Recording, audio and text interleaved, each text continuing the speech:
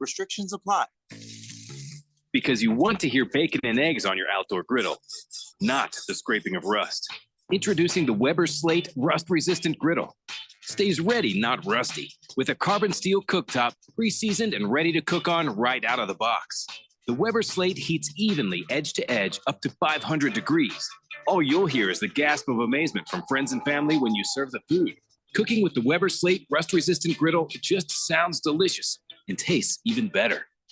At Bet365, we don't do ordinary. We believe that every sport should be epic. Every goal, every game, every point, every play. From the moments that are legendary to the ones that fly under the radar. Whether it's a game-winning goal in the final seconds of overtime or a shot on goal in the first period, whatever the sport, whatever the moment, it's never ordinary at Bet365. 21 plus only. Must be physically located in Arizona. If you or someone you know has a gambling problem, wants help, call 1-800-NEXT-STEP or text NEXT-STEP to 53342.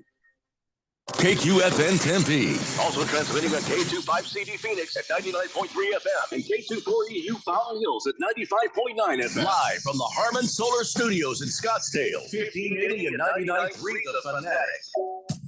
All right, people, settle down. Because it's time. Time for what? Showtime. When does it start? Right now. 3, 2, 1. Let's get on with the show. Let's do it.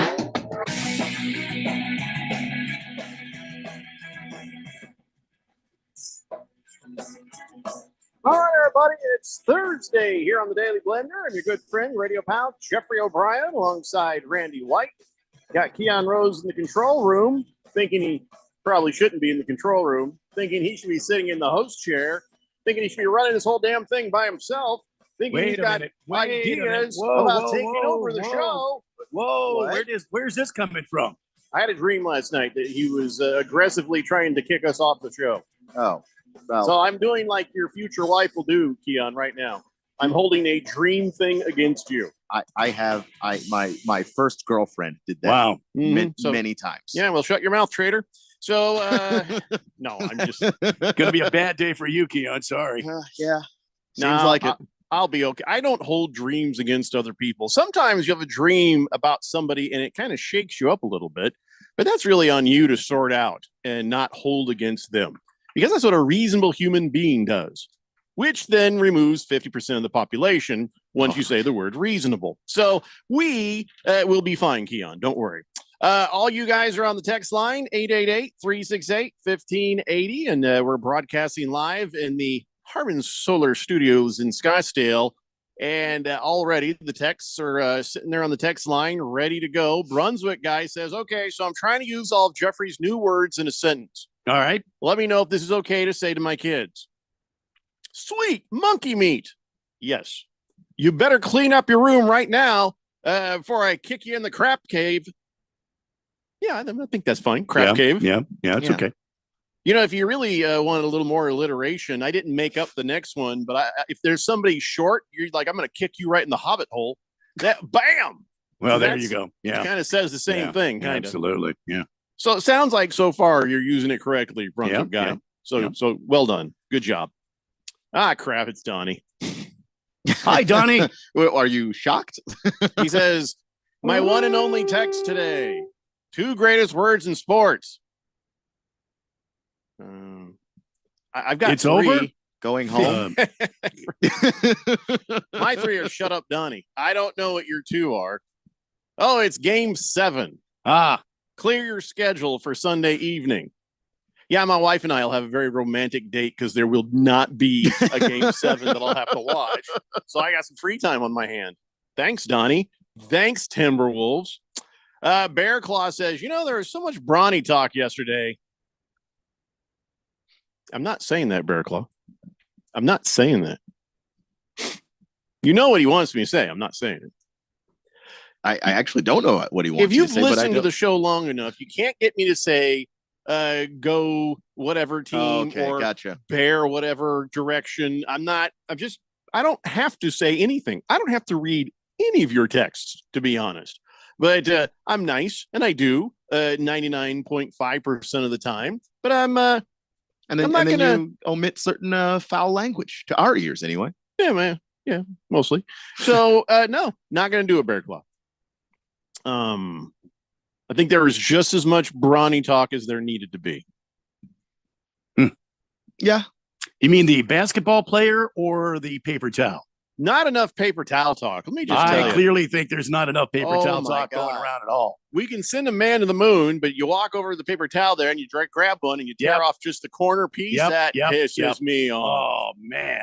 What am I supposed to do with this itty bitty little paper towel now, right? Then you go back to take It's a another waste. piece off, and what happens? You pull off like 3 or 4 sheets. All right, and I then only you needed the one. Yeah. See, it turns into a real fiasco. Yeah, let's not have any more brawny talk. I feel like this could get out of control. Oh, yeah. Ringless Joe says somebody better take all the guns, razors, drugs, and alcohol away from Donnie tonight before the game. Otherwise, we might have to hear about a Wolves fan, Harry Carey, on news at 10. I don't think Donnie's going to commit suicide. I don't think this would drive him to that. He has He's a a beautiful Minnesota wife, and he's got a baby. So and also he's a Minnesota fan. He's been used around to the this. block of disappointment. Well, he before. is a Diamondback fan, too. So he's been around the block of disappointment. His wife, who married him, lives on the block of disappointment because that's Donnie's wife.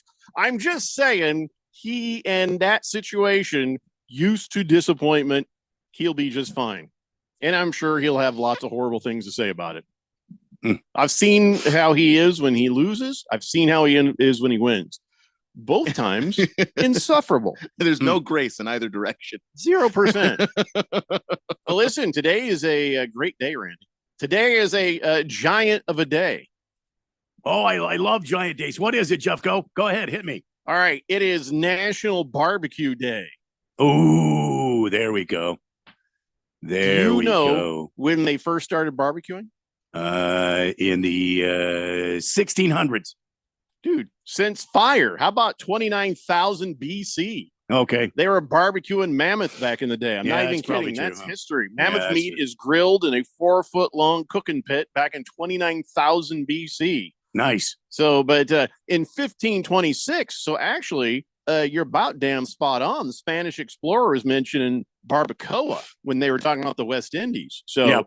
as far as modern time goes, you are 100% correct, Randy. Thank you. 100%. And then in 1697, British buccaneer William Dampler, he used the word barbecue for the first time. So that is when barbacoa became barbecue. And this kind of blew my mind. In the history of barbecue, Thomas Edison designed the first commercial charcoal briquette factory in 1921. No kidding. So to get charcoal briquettes to the masses to make it easier to strike up a nice barbecue fire there and make your food. Wow. Congratulations, Mr. Edison. And for the rest of you like fruity drinks, it's mimosa. Well, it's fruity in a way. Mimosa Day. It's also Mimosa Day. Just it's like I a don't even kid's know drink, what right? That's I like don't a know what kid. You give that to a kid, right? That's like champagne and something, right? Ooh, you would not give that to a kid. No. It's like a child's drink. A real man will drink a Yeah, it's whiskey like or a beer. please. Kool-Aid. Yeah, thank you. I don't So- think that's how that works. Okay. Celebrate whichever way you feel like. It's National Barbecue Day. It happens to be Mimosa Day, whatever. So anyway, 888-368-1580. Let's get right to it. Last night's games went as expected. We expected the Celtics to win, and now that nonsense is over, and they get a nice little rest as they wait for the next level. And then Luka and the Mavericks took down the OKC, and now they're up 3-2, and they did that on the Thunder's home court, right? So now the next game, Mavericks could close this thing out at home in Dallas. So, all right, kind of figured that was going to go that way too, right? I mean, or do you think the OKC still has some life in them? Okay. I thought OKC was going to win last night. I don't know, Keon. Sorry, didn't mean to step on. No, I thought so too, honestly, because they were doing a lot of winning at home. Well, Both never of these ahead. teams. But I just think that neither was Denver in their series until they were. But like I just think that when you look at what OKC is, you can still see some of that inexperience showing up.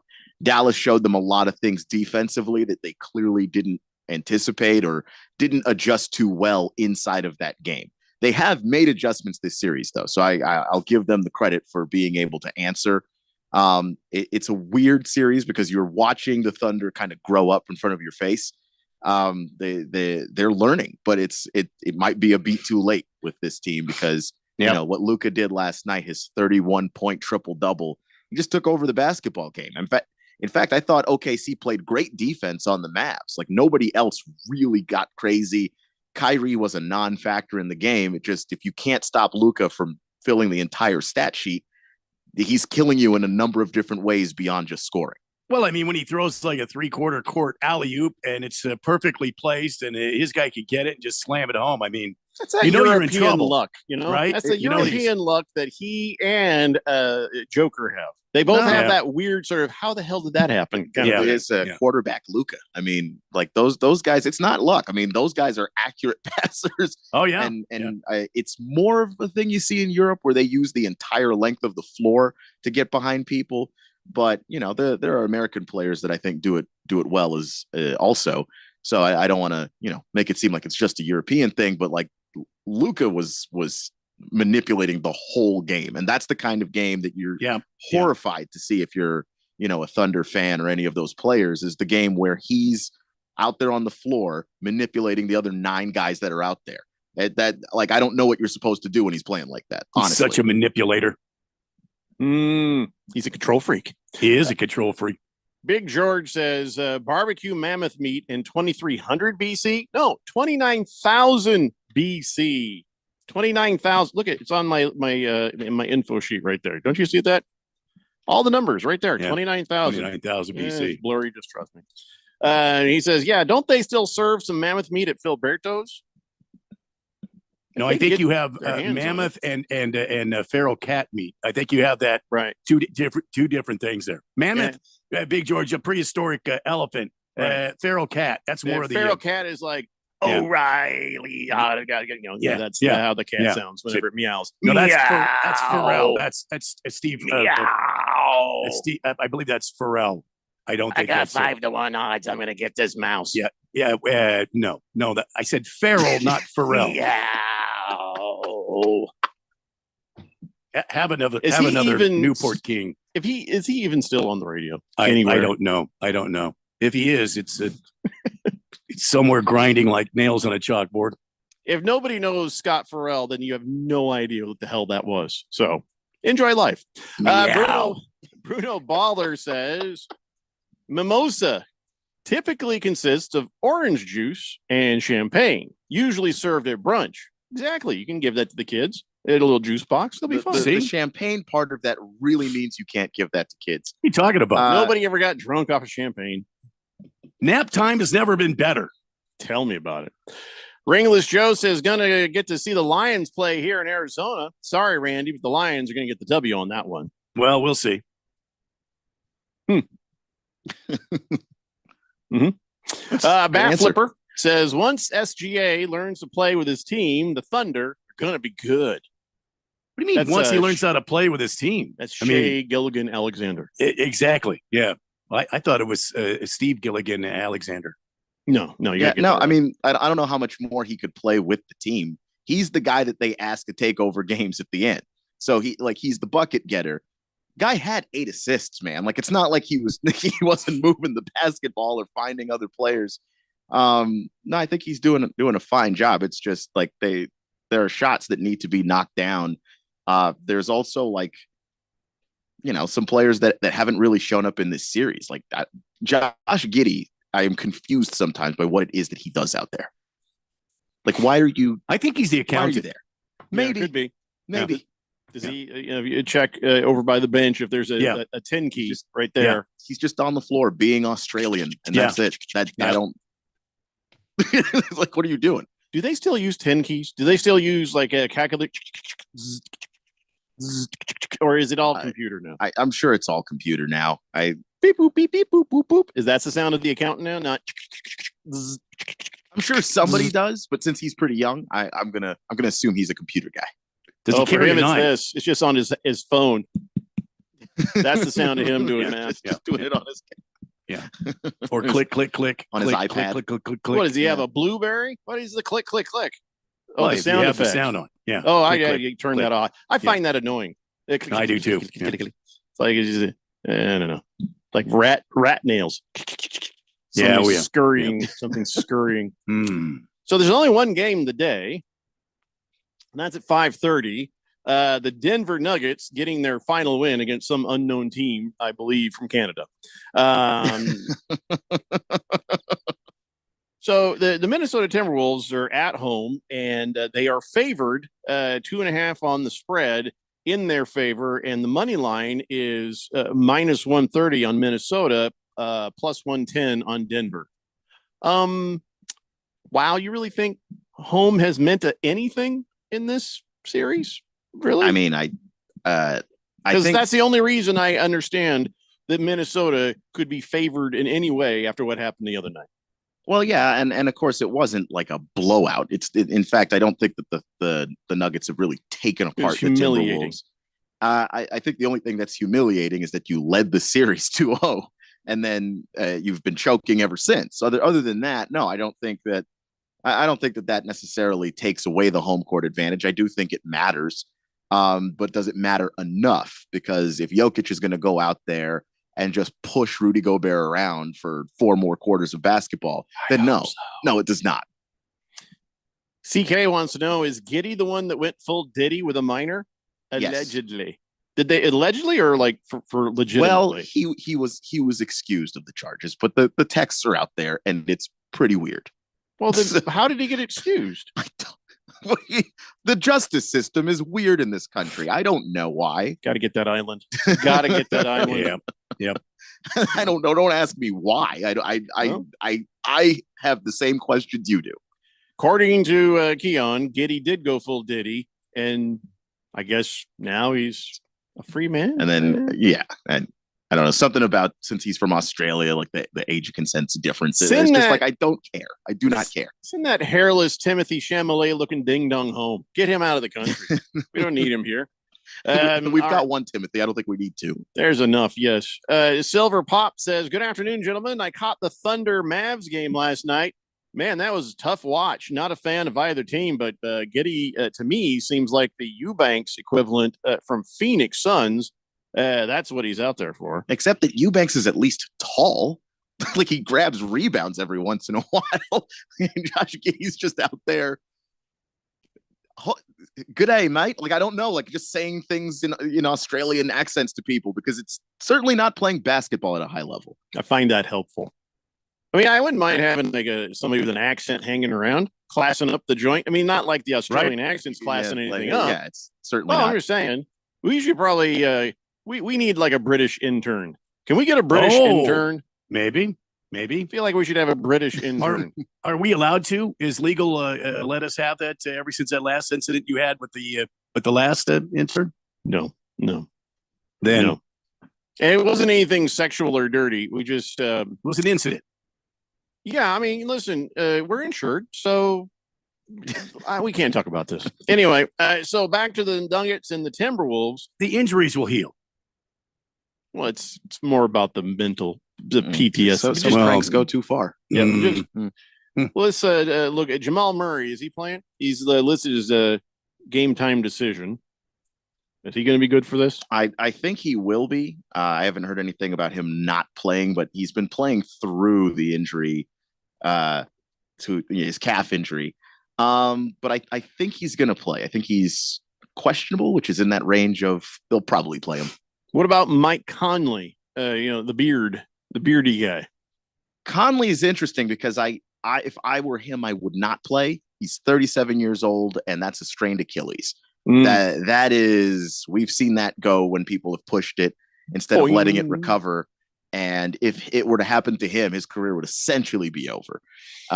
So I would guess that he doesn't play, but it's also, it's an elimination game for Minnesota. So, I hope he doesn't, because I like Mike Conley. He seems like a nice guy. He seems like a likable guy. I like him more than I like Donnie. Mike Conley, just take it easy there, man. Don't hurt yourself. So, all right, listen, we have to take a break. When we come back, we're going to talk a little baseball. We're going to talk a little this, a little that. And, of course, we're going to talk a lot of football today, I promise. It's the Daily Blender here on 1580, The Fanatic. This is Brent Musburger's Action Update on 1580 and 99.3 The Fanatic. Get insights into the sports betting market with VSiN's betting splits. See where the money is and keep updated on how the market is reacting. Only at VSIN.com. Now, here are the latest lines from my guys in the desert. Only one game on the NBA schedule tonight. That's the Minnesota Timberwolves at home against the Denver Nuggets, with Minnesota trailing 3-2 after they took the first 2 games of this series in Denver.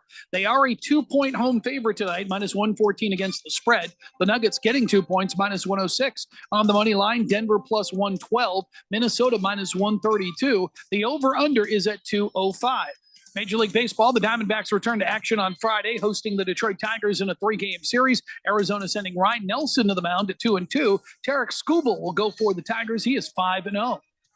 I'm Tony Desiri with your VSiN Action Update on 1580 and 99.3 The Fanatic. Okay, it's here. Everyone stay calm. It's Kohl's lowest prices of the season. And when I say low, I mean low. I got my kids jumping beans tees for $3.99. Treated myself to some cute tees and tank tops under $5 and got great finds for our patio, 50% off. Plus, I earned Kohl's cash on all of it. Sounds too good to be true? Well, I guess you'll have to go to Kohl's and find out for yourself. Select styles. Offers in May 15th. Some exclusions apply. See store or Kohl's.com for details. The 2024 NFL schedule, powered by AWS, has been released, and single game tickets are on sale now. That's every epic showdown, every classic rivalry, every primetime game, 17 games for all 32 teams. Visit NFL.com/tickets to purchase tickets today. The NFL Ticket Network, including Ticketmaster, SeatGeek, and Sports Illustrated Tickets, are the official marketplaces for NFL tickets. That's the sound of steak searing in its juices on your new pellet grill. You heard that right. The Weber Searwood Pellet Grill can smoke low and slow at 180 degrees all the way to a high heat sear at 600. With the Weber Searwood, you can cook on the direct flame over the full great sear zone. You'll hear the gasp of amazement from friends and family when you serve the food. Cooking with the Weber Searwood Pellet Grill just sounds delicious and tastes even better. Hey guys, Jeffrey O'Brien here. Did you know Harman Solar has gone super high tech? There's an amazing tool at harmansolar.com that'll give you an instant ballpark solar estimate using satellites from space. You just type in a little information, and within seconds, you'll have an idea of just how little money it takes to save big on that monthly electric bill. I did it, and within seconds, they measured my roof and calculated my savings. It's very impressive. Go to harmansolar.com and give it a try yourself. That's harmansolar.com. With the first pick. Now that the draft is in the books, it's that time of the season when the team gets together, to get acquainted. Summer means mini camp, OTAs, then pre-season. Keep yourself tuned to the station with all the insight, updates, and breaking news you need to know about the NFL offseason. If it's the NFL, we talk about it. 1580 and 99.3 The Fanatic, and always on at 1580thefanatic.com.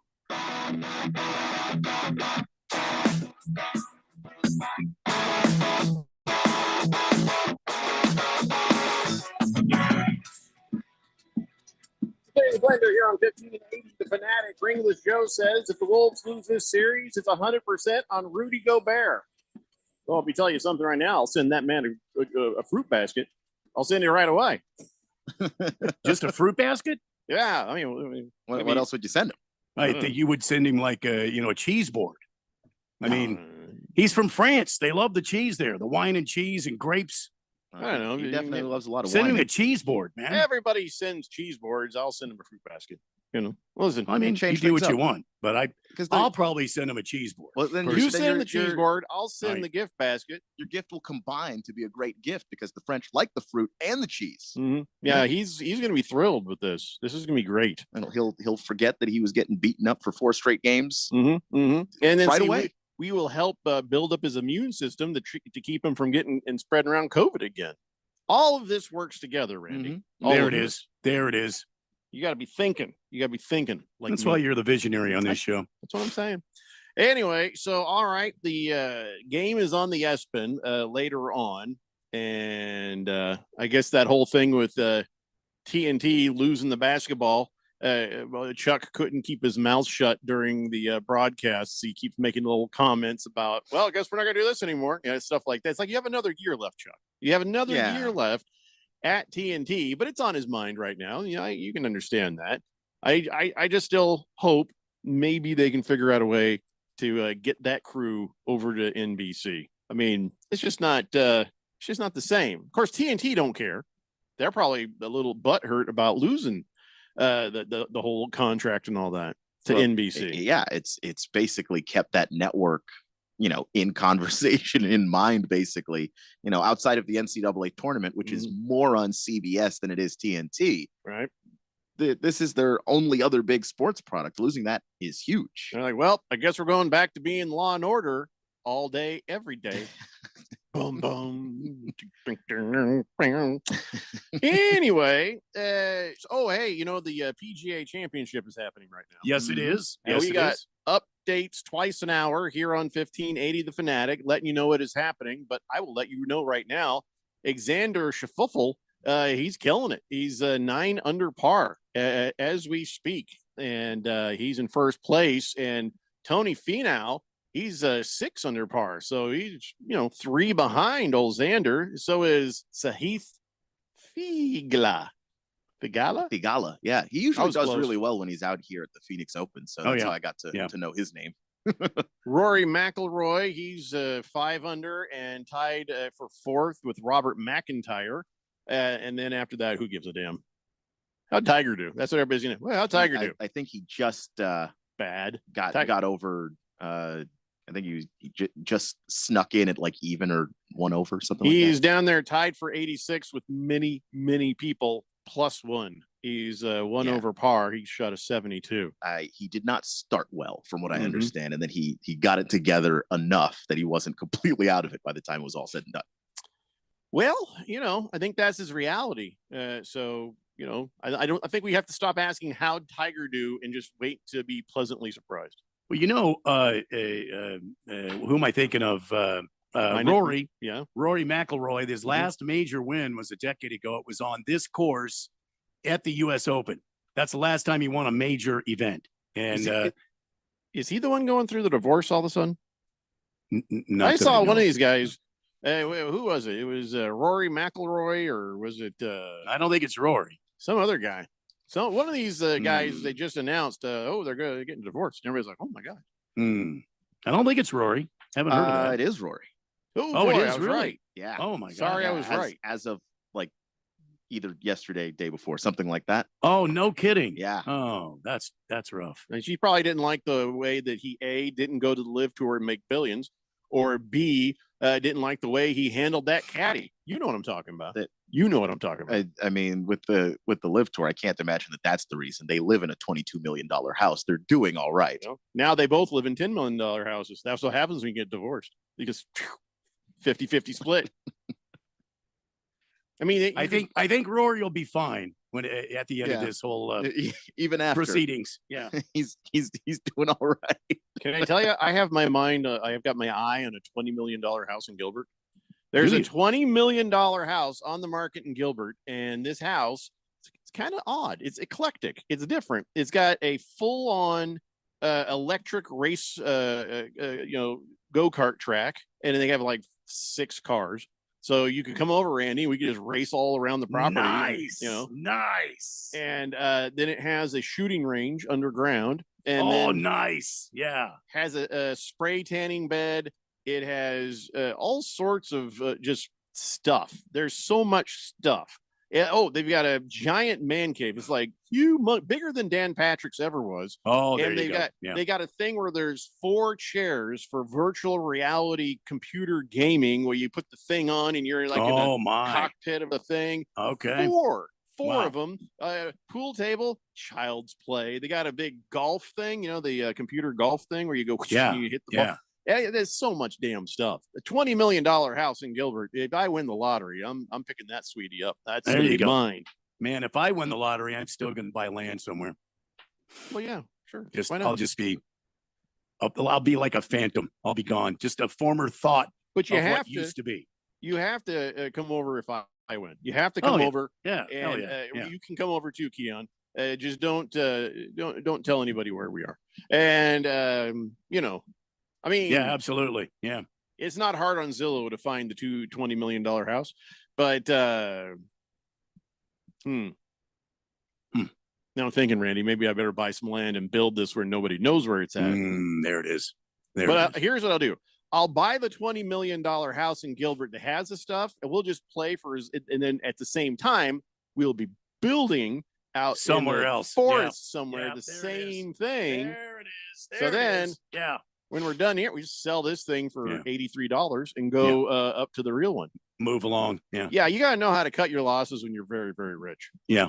Once you're done playing with it, it doesn't. It's just You've used it now. It's all used up. yeah. I'm not interested anymore. And Yeah. I can take. My accountant says I need to take that loss. Boom, tax write off. All right. They're like, I said, sell it for a loss. I didn't say sell it for $132. That's a $20 million. You can't. You can't do that. I feel like I'll have a lot of accountants quit. Yeah. Yeah. We'll I have a have feeling. fun. Yeah. We will Yeah. have fun. I have a lot of fun.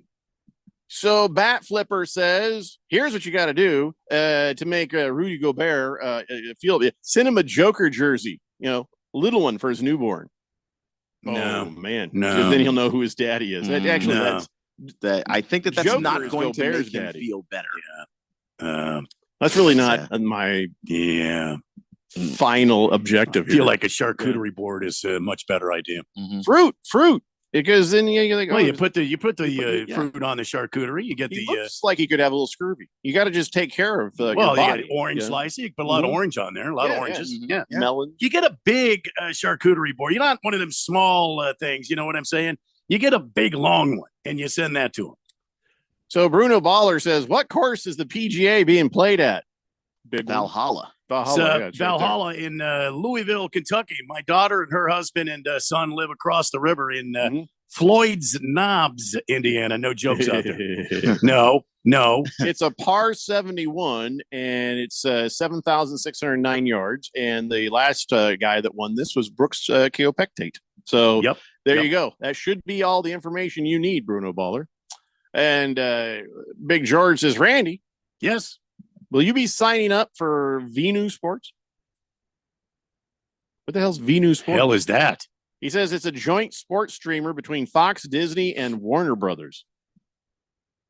Venu. No. I don't even know. Yeah. I mean, I have Fox just because I have a TV. I've got Disney. Yeah, I don't have need- Warner Brothers. Warner Brothers is the max. So Yeah. I feel like if you're going to be in a group like the bundle of Hulu and Disney and ESPN Plus, right? I feel like if you're one of these companies part of like a mix like that, that's it. You can't be a part of somebody else's mix because then I'm over here with this mix. Now you're advertising that mix, and I'm like, what the hell, Well, it's like confusing cable packages again because congratulations, we've once again reinvented cable. All right, Yes. Grandpa, Yeah. take it easy. It's- you can We're say, gonna have to sort Grandpa, this out. this is in my life, and I'm 34. We're gonna have to That's sort horrible. this out. 5 years ago, we did not Yeah. have this. This is the difference between our generation and yours. We roll with these punches and Oh, changes. yeah. We don't get uptight about this. Well, We no, just- because if I get uptight Can't about get it and uptight. convince enough other people to get uptight about it, and we Oh, boy. don't spend our money there, guess what? Uh-huh. They're not going to do. Poor that- Keon thinks he can actually accomplish Yeah. that. Our generation can buy a house, so we can actually handle this. Yeah, we oh, can yeah. handle this. Oh yeah. Thanks for leaving Um, us a nice economy for that. Thrilled. It's just, I graduated and it was on fire, but that's fine. yeah. Mhm. No. Well, look, listen, I didn't contribute to the economy at all, so you can't. So much In tax either evasion. direction, so who yeah, can no. Just- I contributed to the economy of a couple of ex-wives. If that helps, did that help? I don't think it helped. I no. Didn't help me. Didn't help me at all. What are we talking about anyway? Oh, The economy last I heard. Yeah. streaming and stuff, I guess. I don't know. Bruno Baller says, I'd like to ask Randy, Yes. question. Okay. Is Memorial Day weekend the greatest racing weekend of the year? Yes. Well, I thought you said other days were the greatest racing No, day of the no. year. No. When did All I right, say you that? better clarify this. So Memorial Day weekend is the greatest racing day of the weekend. The reason being is F1 starts the day off in Monaco, and they race the classic, the treasure, the Monaco Grand Prix, and that goes off early in the morning. So I'm up early for that. I got the breakfast going. I've already got set up. I got my chair. I got everything happening. And then following that, at around 8 or 9 o'clock our time, the Indianapolis 500, another classic, a treasure, one of the jewels in the crown for IndyCar racing, that goes off next. And then after that, you take a little nap after the Indy 500, you have a little early dinner. And then from Charlotte, North Carolina, it's the Coca-Cola 600, used to be called the World 600. That is another classic, another jewel in the crown for NASCAR racing. And that will finish the day off as the longest endurance race of the NASCAR season happens. That is the greatest racing day of the entire year. I feel like you have a couple of greatest racing days. I feel like that this is not a year. I think there's a couple of days you call them. Well, I do love watching the Daytona 500. That's the beginning of the NASCAR season. And every February, I look forward to another season kicking off. And I generally watch the Daytona 500. I like to watch the races from Darlington and Talladega. But the pinnacle of racing for me, this is for me now, is Memorial Day weekend. All right. So that's the day. Don't anybody bother Randy. Don't bother him. He ain't answering the phone. He ain't going to talk to you unless you're sitting right there next to him watching these races. He's Even not then, getting out of the chair. Won't even acknowledge you're in the room. Yeah. No. No. In that case. Miss Kim likes the racing tree that we have here in the house. And then she knows, she understood from way back when we were dating, that is the one day I am not obligated to do anything for anyone at any time. I just can hear her explaining to her friends that she has a husband who's like annually autistic, and then the rest of the time he's fine. You know, he's totally not responding to anybody. Don't come near him. Don't touch him. He could react violently. Oh, yeah. So that one day, you are on the spectrum for sure. Oh, yes. Yeah, no kidding. And now that I have a TV on my back patio, I may enjoy part of the day on the damn back patio. What's the weather going to be like? That's 2 weeks from now. On Memorial Day, it's going to be hard to say. It's going to be kind of hot here in mid-90s. It'll be unpleasant. I can't say for 100%, but mid-90s. It's going to reach 100 this weekend, 100 starting tomorrow. Woof. And then Saturday. But then a cooling trend as it gets down to the low 90s by next Friday, and then 92. That's a cooling trend. Oh, yeah. But it's still mild outside. It's still wonderful outside. It's in the evening and early morning hours, 68s, 70s, 60 degrees on next Tuesday, the overnight low. I mean, goodness, I don't know what you want. This is pretty damn near perfect weather for us Arizonans right here. Yeah, and I have lived here since 1984. I've refused to acclimate just on principle. Yeah, and so no, it's it goes from nice to what you imagine it feels like in the TV show Fallout. You know, it's just post-apocalyptic. Everything is hot and dirty, and it just stinks. And sweaty. Yeah, that's what it is. Starting nowish.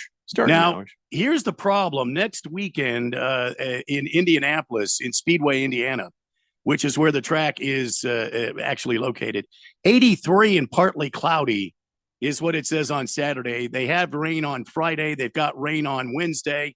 And then they've got partly sunny on qualifying weekend. And it looks like sunny on Sunday, which will be the final what they call pole day will be happening on Sunday. So yeah, every day is pole day for your mother. Anyway, well, not you, Randy. Not you. Well, thank you. Just thank you, general mother, right there. Thank you. So, my mom's dead, so no baseball today for the Diamondbacks. They will play again tomorrow. That is when the baseball is going to happen. Did you catch back when Juan's so I don't know if I want to talk about the Yankees, to be honest. Juan Soto, when they were beating the hell out of the Twins, he broke a Mickey Mantle record. Oh no, I didn't see that. Yeah, he for those of you who don't know, because you may hate the Yankees as much as me. What was it? Did he stay out all night, drink, and bed down various women, and then show up at the ballpark minutes before batting practice? No. This jackhole. I'm only calling him that because he's a Yankee. He might be a fine human being outside of that. Yeah. Yeah. But this jackhole got a walk, and so now he has 669 walks, which is one more than Mickey Mantle. He's been walked that many times. He doesn't swing at anything that doesn't look good. I mean, the guy is, I think, a master. Yeah, he's very disciplined at the plate. Yeah. I mean, he sees the pitch as well. I wish he wasn't a Yankee. That's my guy. I want to root for him, and now I can't. He was a Washington National. He was won that championship with us. He must have been really young then, wasn't he? Should have paid him. Yeah, that's really what should have happened. He's only he's going to be 26 in October, so that he was a young guy to begin with. Man. No, he's just entering his prime now. Yeah. Mm-hmm. Why has he got to do that with the Yankees? You know what? Up yours, Juan Soto. Well, the Padres traded him. It's not like he went there. Well, here's the list. He's number one. Mickey Mantle had 668. Mel Ott got walked 626 times.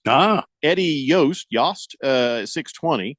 And then Bryce Harper, Valley PTA, 585. Wow. Doesn't seem like much of a record. Just another all-time national. walks. I walked.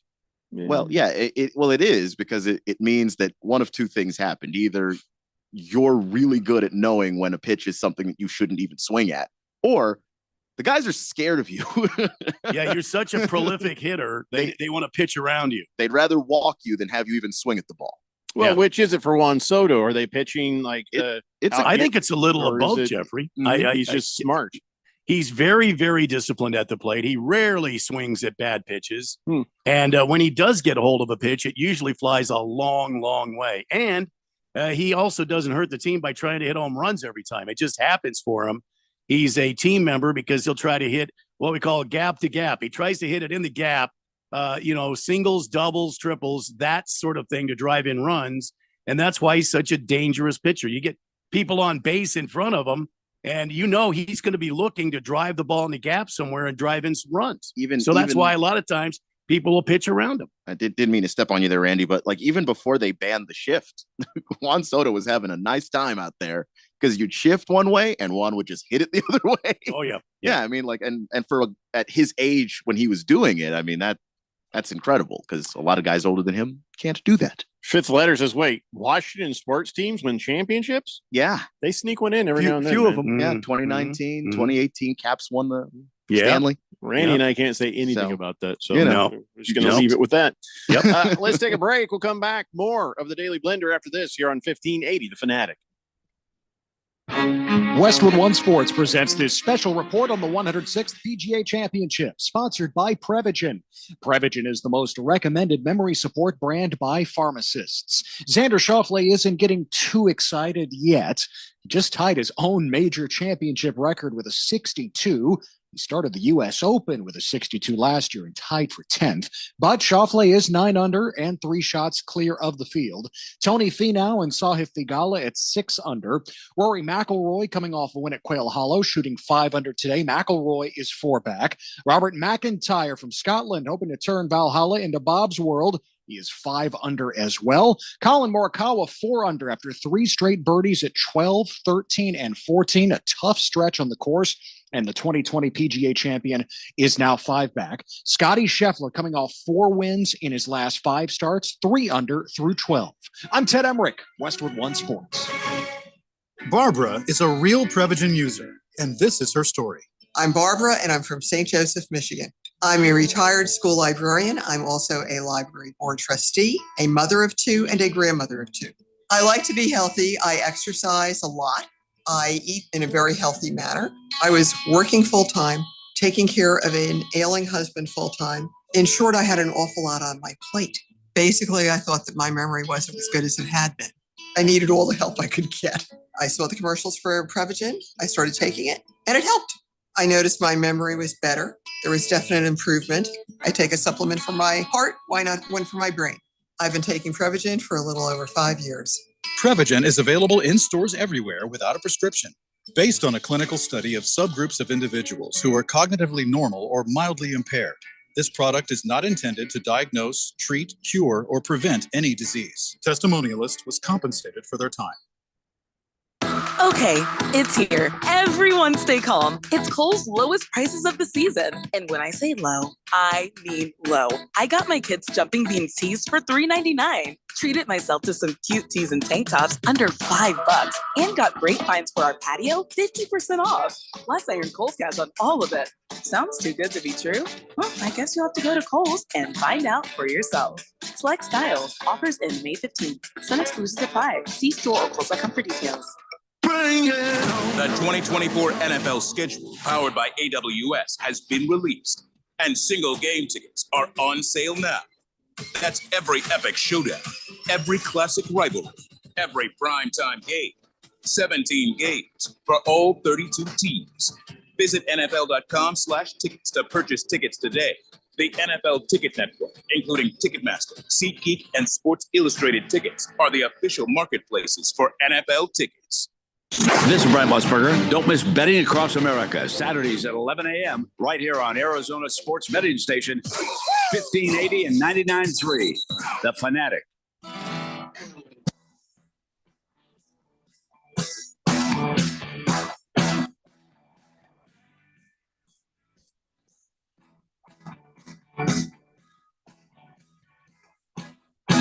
Dave Blender here on 1580 The Fanatic. I think I'm going to skip the Sports Illustrated swimsuit issue. I haven't seen any of it yet, but saw somebody say that 69-year-old Gayle King would be on the cover. Got nothing against Gayle King. I just don't want to see her 69-year-old self in a bikini. I didn't want to see Martha Stewart in one either. There's, just. No, I think I'm going to pass. I'm going to pass. Going to pass. You only live one life, Jeffrey. That's what I'm saying. You can't get rid of some of the things you've seen over your lifetime. I like the story I was reading. It says 69-year-old Gayle King is getting her first Sports Illustrated swimsuit issue cut first. Like we're expecting there's going to be more. Then they're like, oh, they're going to have alternate covers featuring Chrissy Teigen. She is crazy with a capital K. Kate Upton. If you haven't seen Kate Upton yet, you've seen Kate Upton. And who the hell's Hunter McGrady? I don't know who that is. And then Christy Brinkley, Molly Sims, Martha Stewart, Paula Porkykova, and Tyra Banks. So, okay. Paula Porkykova. Porzakova, whatever. Isn't she the one who lost her husband to a tidal wave or something? There was like a tsunami, and she's just like, well, I'm tall, and he's not. I lived. He didn't. I don't know. I mean, that's what happens in a tsunami. The tall people are going to have no problems. I see. Well, I could see how that would work. Yeah, you have really strong legs. But if you love someone, you'd probably lift them up over the waves, wouldn't you? I mean, if you're tall. I mean, I don't know. Maybe she didn't love him enough. I guess I don't know. I wasn't there. I just wasn't there. It's too bad. It might not even be her. It might not. I might be thinking of somebody else.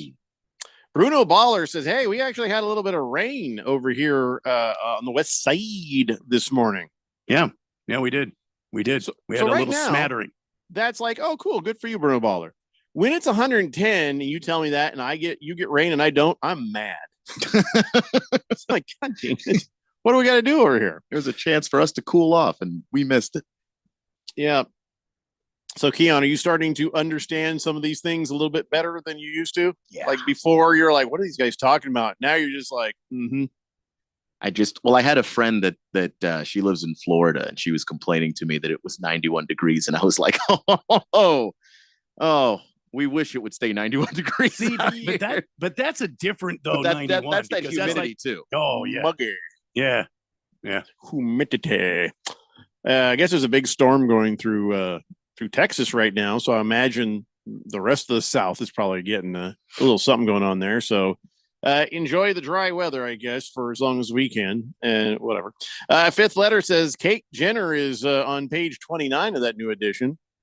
All right. Well, I'm sure that somebody will like it. It might not be your thing. Might not be my thing. Old folks ain't my thing. So, I don't care who they put in there, but there will be, certain reasons I'm going to have to say no. If yes, I know that I did have a thing for Betty White, but that doesn't mean I have a thing for all octogenarians. I don't. Okay. Sister Jean's just on a different level. Damn right. Oh my God. Oily Stool says, Kate Upton, my hall pass. Kate Upton's hall pass is having nothing to do with you. That's her hall pass. And to be fair, any of us. Yeah. It's not a shot at you. Anytime you see people like online trolling on people, actresses, models, and they're sitting there saying, well, I think there is no way you were ever going to be with that person. You should have no comments about that. I'm not trying to be with Gayle King. I'm not trying to be with Martha Stewart. So do I think I had a shot with Betty White? No, I had no shot with Betty White. Would have I shot my shot? Yes, you're damn right I would. Did I expect that would have ever happened? No, not at all. I don't have that kind of ego. Well, if you're Justin Verlander, you probably thought the same thing. That's Kate Upton's husband. Oh, we're not even talking about Kate Upton. We're not even talking about her. Well, you were just a second ago. You were just saying. I mentioned her in passing. I just said, yeah. Everybody's seen her in there. That's like no big deal. I'm just saying Betty White. Damn. Well, listen, Betty White. You shoot your shot. You do your best.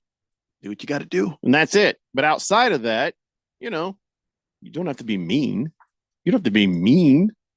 I didn't say anything mean about Gayle King other than she's 69. I don't think I want to see that. That's it. That's all I said. She might. Maybe I have no idea. I haven't seen the pictures. Maybe I'd see it and be like, ooh, okay. Well, Betty White is gone, so she can't get upset with me. Oh, Gayle King. But isn't Gayle King sort of got the shirt, that she wakes up in that says property of Oprah? Isn't that like, I have no idea. Aren't the two of them? I don't know who Gayle King is. Is that who I'm thinking, or I'm thinking somebody else? Is that the couple of No, I don't think so. Okay, well, who am I thinking?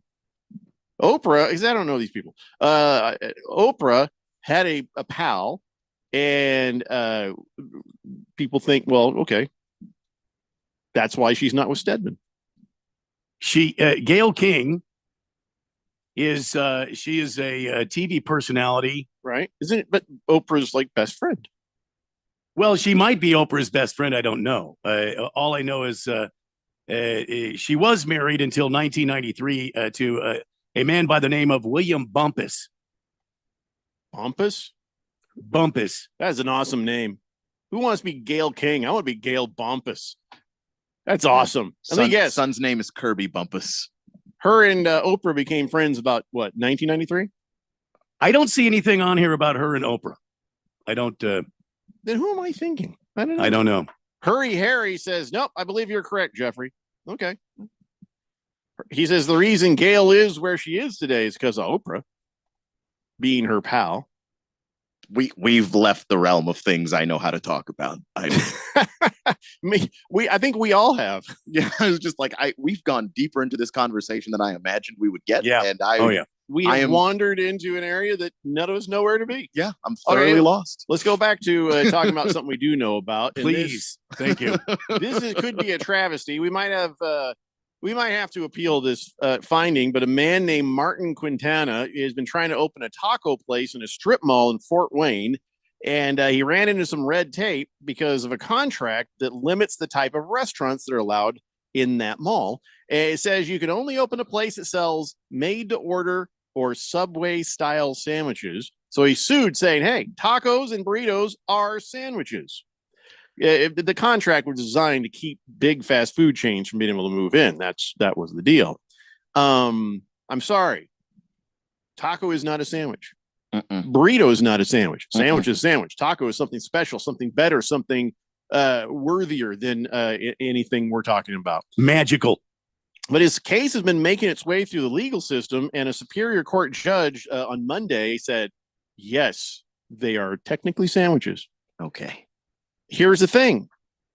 I want to appeal this because that's not right, but I don't want to appeal this because I want this poor guy to have a chance to sell his beautiful tacos and burritos. Why not just add tacos and burritos to the thing instead of trying to classify a taco and a burrito as a thing that it is not? Just add taco and burrito. Yeah, to your contract. Well, it wasn't the mall doing that. It was the judge. So the judge has said tacos and burritos, basically just Mexican style sandwiches. I feel like Mexican people are going to say no, but on account of Mexican people also have sandwiches. We could also just say agree with them, and just so this guy can sell his stuff. So I guess for that I will. I suppose legally, I am a little stressed slide. about this. Yeah. I want to launch an appeal saying tacos are tacos, burritos are burritos, sandwich is sandwich. And yes, fifth letter, I know a Mexican sandwich is a torta. You know, I guess a torta could be classified a sandwich. Even though he doesn't make tortas though. I wasn't impressed by tortas, to be honest. We were in Spain, like, oh, you gotta try the tortas. Oh, yeah. Wasn't that great? I like a good taco. I like a good burrito. Yeah, it's just it's clearly a sandwich. That's coming at me with a torta. That's my only there. Bruno Baller says, if you think about it, sandwich gets its name from a guy named Sandwich who put meat between two pieces of bread. Well, it's true, the Earl of Sandwich, but what's your point? There's supposed to be another idea there. Therefore, or so, or because. Says Keon, Mexicans don't have sandwiches, they have tortas. We've already covered this. Yeah, you can call a torta a Mexican sandwich, but torta is a sandwich, so it's a sandwich. I couldn't remember the word torta in the moment, but it that classifies as a sandwich as opposed to a burrito, which is not that. She said Bill thinks they could take a shot with Betty White now. Probably a better shot now. I mean, now that she's gone to the great beyond. I feel like she'd give me the cold shoulder now. Very cold. She sure would. Bear Claw says Gail King probably have. Okay, I can't read that. I can't read that. Yeah, I don't know. Like you started that text, and even though I didn't have any indication that it was going anywhere bad, I had a feeling that it was going somewhere bad. It went somewhere bad. Robert from Surprise says, speaking of entertainment, I tried to watch that Tom Brady roast, couldn't get through the first two speakers. Everybody thinks they're Andrew Dice Clay dropping the F-bomb everywhere. Just because you cuss doesn't make it funny.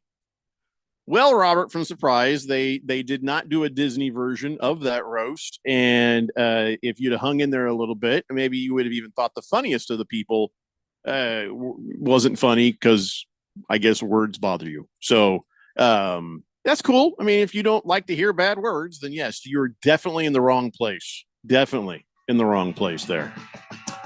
Average Joe says Gail King used to be a news anchor. She still is. With the CBS News. Elzar of the Mountain says burrito is more in the egg roll family. Oh my God, he's right. Yeah, I could see that. Fifth letter says, it's pronounced fortha. Say it with me, bro. It is fortha. Even in Spain, I heard them calling it torta. Ringless Joe says sometimes they put meat between two pieces of bread, but I don't think they call it a sandwich thing. Okay, that's probably more than I needed right there. Didn't need to know that at all. The whole point was I'm conflicted. I want this guy's business to do well, and I don't want him to get hassled by them all, but tacos aren't sandwiches. No, they're not. They're better. Other things to worry about. Let's talk some football when we get back. It's the Daily Blender here on 1580 The Fanatic. Westwood One Sports presents this special report on the 106th PGA Championship. Do you love golf? Turn your passion into a profession. Get started on your PGA career at pga.com/workingolf. Xander Schauffele owns the current best player who hasn't won a major moniker. He's off to an ideal start at Valhalla, a 9 under 62 that matched the lowest round ever at a major. Schauffele 3 better than Tony Finau and Sahith Theegala. Finau feels just fine after a clean round of 6 under 65. Yeah, it was a really nice round. Bogey free is the way to be. So, the golf course was, I think, there for the taking if you hit it in the fairway, and with my length, I thought I was just able to take advantage of the golf course on a day where it was soft and scoreable type conditions. Scotty Scheffler bounces back from a 3-putt bogey at 14 with a birdie at 15. Scheffler 4 under, 5 back. I'm Ted Emmerich, Westwood One Sports. The strongest field in golf returns to Charlotte for the 2025 PGA Championship at Quail Hollow. For the first time since 2017, Golf Royalty competes for the iconic Wanamaker Trophy in the Queen City. History is made at the PGA Championship as golf's biggest stars go head-to-head in dramatic fashion. Don't miss your chance to witness the next chapter of major championship golf in Charlotte. Register for tickets to the 107th PGA Championship now. That's the sound of steak searing in its juices on your new pellet grill. You heard that right. The Weber Searwood Pellet Grill can smoke low and slow at 180 degrees all the way to a high heat sear at 600. With the Weber Searwood, you can cook on the direct flame over the full great sear zone. You'll hear the gasp of amazement from friends and family when you serve the food. Cooking with the Weber Searwood Pellet Grill just sounds delicious and tastes even better. The 2024 NFL schedule, powered by AWS, has been released, and single game tickets are on sale now. That's every epic showdown, every classic rivalry, every primetime game. 17 games for all 32 teams. Visit NFL.com/tickets to purchase tickets today. The NFL Ticket Network, including Ticketmaster, SeatGeek, and Sports Illustrated Tickets, are the official marketplaces for NFL tickets. At Bet365, we don't do ordinary. We believe that every sport should be epic. Every home run, every hit, every inning, every play. From the moments that are legendary to the ones that fly under the radar. See for yourself when you sign up today and get $150 in bonus bets when you bet just $5. Whatever the sport, whatever the moment, it's never ordinary. At Bet365. 21 plus only. Must be physically located in Arizona. If you or someone you know has a gambling problem and wants help, call 1-800-NEXT-STEP or text NEXT-STEP to 53342. Terms and conditions apply. KQFN Tempe. Also transmitting on K25CD Phoenix at 99.3 FM. And K24EU Fountain Hills at 95.9 FM. All right, people, settle down. Because it's time. For what? Showtime. When does it start? Right now. 3, 2, 1. Let's get on with the show. Let's do it.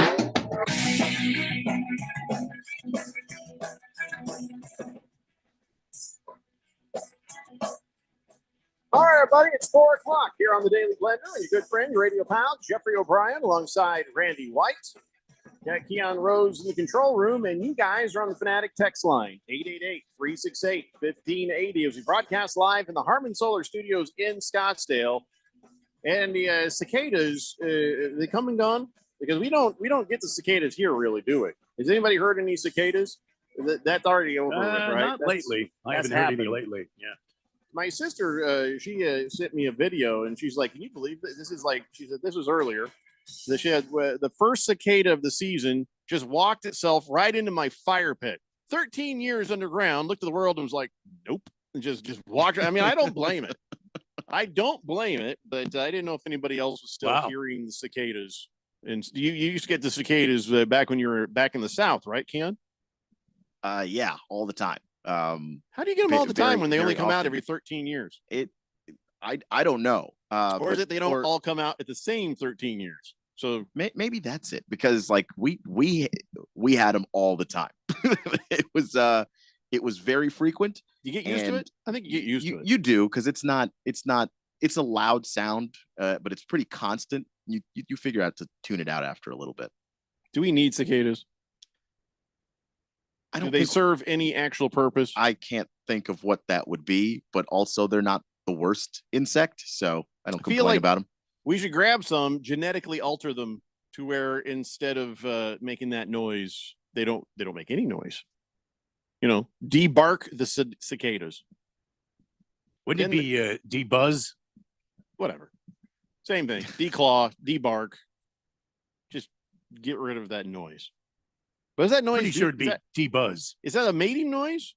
Oh, that's a great question. Because nobody's getting laid from that noise. Well, maybe Look, other man, cicadas if you were underground for 13 years, okay, and you come up from underground, I'm thinking the first thing you're wanting to do, rub those legs together. See what I'm saying? I don't know. I might just be looking for something good to eat, you know? Can we just go get something to eat? I can get around to that. I'm sure that happens too. I'll get around to that. But I don't know how much longer they have to live once they come above ground, because maybe they don't have much time. I'd sleep in then. I don't know. Seems like a bad deal. Anyway, all right. So let's. What do you say? We talk some football. We should talk some football. I think we should talk some football, Jeff. Go. So the Giants, the New York Football Giants, they've released their schedule, and then they've released their. Yeah, it's here, Randy. I don't know if you've seen it. I'll show it to you. Their alternate uniform. So much wrong in this picture. One, you got Daniel Jones as a quarterback. There's one. Well, There's that's one. problem one. Oh, Yeah. two, the khaki pants. They're wearing khakis with a red shirt with a blue stripe across the middle with white outline and numbers. I don't even know what font that number is, but it looks sad. And then the helmet. The helmet was just almost. Then you're like, not even a college helmet. That's just bad. That looks like a knockoff Michigan Wolverines helmet. Yeah, exactly what I was thinking. It's Giants blue with red instead of yellow. The Bears have a throwback with a similar helmet to that. So maybe that was just popular at a certain point in history, but maybe not khakis. Maybe some other color would have helped this. It's like if somebody wanted to look like the San Francisco 49ers, but dumber. This is not even that. Like. This is like sort of like the cross-eyed kid drew something on some paper and they said, let's make that. Some throwback jerseys just need to stay in the past. They don't need to exist in modern times because that was built for when basically football uniforms looked more like rugby sweaters. Like that's what that look is from. Yeah, and the good news is they'll only have to wear this once. You'll only have to wear this once. Oh, it's a damn shame. And nobody's buying this, right? I have to think no. If anybody buys this thing, what you do is you go to the game and you ridicule them mercilessly to make sure they never wear it again and you never see it again and they never sell it again. But you yourself, you have the option to not buy it. So if you're a Giants fan, I would just say, don't buy it. I would say do buy it. Look sillier longer, personally. Well, I know they're in your division and you're enjoying the Schadenfreude here, but they actually made that on purpose. I know. I can't. Oh, there were a group of people that sat in a boardroom and said yes to that. Well, I think I understand the khaki pants. They're trying to look like the old dirty khaki or brown the canvas pants that they used to wear. They're like, let's be historically accurate. What you look so like bad. is 11 Jake from State Farms on a field. That's what you look like. He's not wrong. He's absolutely right. Well, Jake from State Farm looks a hell of a lot better than those uniforms. I'll say Well, that. they didn't have that damn stripe. That's why. Yeah, That's they the didn't have stripe that is the worst goofy part. rugby-looking stripe on there. I'd say I don't know what is worse. Is it the khaki pants or is it the stripe? I don't know. I think the helmets are ugly. You say they worse. start I out say like better. they start out like an idea, and then they're like they ran out of paint. I don't know what happened there. Just Or just stopped. ideas. Like as the further you go down the uniform from helmet to shoes, Yeah, it does. it just the ideas get worse and stupider until you just get to khaki pants and they're like, I quit. I don't know. Got nothing. What color pants, Bob? I don't care. Whatever you want. Average Joe says the Giants uniform looks like a Montreal Canadian and a Target employee had a baby. Yep. He's not wrong. He is not wrong. So bad. What is Baker's cocky hen sending me here? And whatever you sent me, it's not opening and I can't see it. So thank you for that. It's still the off season and the Giants are beating themselves already. It's Oh, great. he sent me a picture of cicada. It's a very colorful cicada. It looks better than the New York Giants alternate uniform. And this thing is yellow on the body, got little red bits and stuff. That is still a better look than that uniform that the Giants had. No kidding. Oh man, I never thought that anybody would come close to beating the Steelers Bumblebee uniform. Oh yeah, that was pretty bad. That was pretty bad. But then it gave you a kind of a nice thought because you thought about John Belushi in that Saturday Night Live sketch, and so I was like, oh, okay, that's kind of nice. This there's nothing that. Somebody hand Mr. Wilbur some crayons and see what kind of a uniform we get. That's what that looked like. Flappy Mac says, epic overlapping cicada cycle this season. Okay. Didn't know that was a thing. So apparently it does overlap. Yeah. Just another face in the crowd says, thanks, Jeffrey. Now you've brought up the hot dog as a sandwich argument. Hot dog's a hot dog. It's not a sandwich. Doesn't matter. See, argument's over. Robert from Surprise says the Buccaneers creamsicle uniforms are pretty bad. Yeah, they're not as bad as the Steelers. yeah. They're not as bad as the Giants. The creamsicle no. uniforms are more recent, and I think that's are why The creamsicles are from the 70s, I think. yeah. Everybody's like so excited when they brought that back for an alternate game. I'm like, no. I don't even think the AFL and NFL had merged when the Giants were wearing these uniforms. Everything was in black and white back then, so you could get away with it. Life itself was in black and white.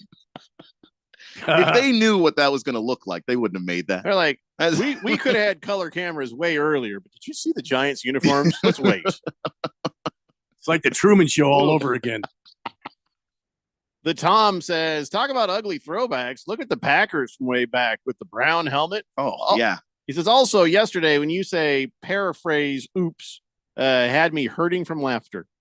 I don't remember the Dan Quinn paraphrase. Instead of saying everything he said, yeah. Just oops.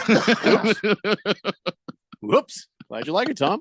CK says, Laser of the Premier League has to buy and wear that hideous Eunice. Okay, I can translate this. Loser of the Premier League has to buy and wear that hideous uniform. Yeah, there you go. That's not bad. Though, I mean, you shouldn't have to pay for that. Wear it is already embarrassing enough. You have to also spend the $110 or whatever it is for the base level of that uniform. In friendly leagues, like if you're just pals league, yes, yeah, you absolutely can do this, but we're not going to do that to people here. We can't do that to people. But I want to so badly. I now have an idea for my friends. There you go. Family league, friends league. There it is. Dr. Roadmap says, did you see the video of Johnny Carson and Betty White in the Garden of Eden? She is hot. Well, that was like 50 years ago. 50 years ago, she was 50. So, no, she was a good-looking lady all the way through, man. Swazman says, eventually all these uniforms are going to be like NASCAR, stock cars, European soccer stadiums, advertisement as the primary uniform. Yeah. I mean, I guess maybe, though you wouldn't put an ad on that uniform. Because your interest in whatever product was on that uniform would go down. Yeah, that's a good way to not get sponsored. Swazman says they do that. It'll be the State Farm Cardinals. Maybe. Robert from Surprise says the best throwback uniforms have to be the Raiders. Oh, wait, they're exactly the same as they ever were. Never mind. Yeah, sometimes if it ain't broke, don't fix it. Look at behind my shoulder. There you go. The Colts have had the same uniform for why change it ever. Moist One says, I'd like a YA title throwback jersey. YA Tittle. Yeah. Oh, YA Tittle. Of course you want to. What the hell's YA Tittle? He's great. He's a legendary quarterback. I think he's at the top of the list of quarterbacks who have thrown the most touchdowns in a single game. Peyton Manning is tied with Wyatt Tittle, and I've never even heard of Nick Foles for some reason is on that list. Well, I've never heard of him. What era was he in? What era was Tittle? I think he just likes the word Tittle because it seems like it might be a little dirty. Yeah, Wyatt Tittle's from he was born in 1926. Everybody get a Tittle jersey, so then I can come on and say, "Hey, everybody, show me your Tittles." You know what's funny? Wyatt Tittle's not wearing that uniform. At least not in these pictures. He's wearing. Did they just make this thing up? He's wearing a uniform that looks more like the modern Giants uniform. Yeah, it does, except there's just a couple of bars on the face mask. That's about it. Oh, it's Swazman that said it'll be the State Farm Cardinals. The text line's doing that thing where it starts saying that some people are saying other things and other people are saying those things. So apologies, everybody. Baker's Cocky Hen says, Betty White is still hot, Jeffrey. The cicadas are loving her. Oh, my God. I don't think they go in there. Do they go in there? I don't think so, and I don't know. Oh, yeah. Did you hear this? Somebody stole Xavier Worthy's car. He was the first round pick of the Chiefs. And so he shows up there in Kansas City, Missouri. And he's like, well, I'm a rookie, so I got myself a nice apartment. And it seemed like a pretty nice neighborhood. And they stole his car. Turns out there's this group of professional criminals who know exactly what they're doing. And there wasn't a carjacking. They just grabbed his car and then he's carless. So that's not the worst thing that happened, though, in Kansas City recently. Harrison Butker, did you hear that speech? Oh, my God. I heard parts of it. So one of the things about Harrison Butker, he's not saying anything technically wrong, but he is saying some ignorant stuff. People have beliefs, and he had very well vocalized his beliefs at a commencement speech at Benedictine College. And first I thought, well, isn't Benedictine College like a Catholic school or some sort of religious institution? And I thought, well, maybe he was just, he's talking to that crowd. Then he's like chugging a beer. And I'm like, okay, I'm getting mixed messages here. But then you hear about some of the stuff that he said. And it's not great. But I don't know that it's enough for the Chiefs to step in and do anything or the NFL to step in and do anything. I think it's just for the rest of us to step in and say, if Harrison Butker, you're an idiot. If they haven't stepped in on Aaron Rodgers, who is saying, I think, much more obviously ridiculous things. Yeah. They're not going to step in on Harrison. Here's some of the highlights or lowlights. He called Pride Month a deadly sin. He said there's a fight against the cultural emasculation of men and said, men, you graduates, be unapologetic in your masculinity. It's like, all right, well, I can kind of see that. Okay, we're not off to a bad start there. Yeah, I mean, if he's somebody who believes that homosexuality is a sin and that's part of his religious belief, then I'm like, okay, I guess, but And then he says, as a man, we set the tone of culture. Ooh, no, we don't.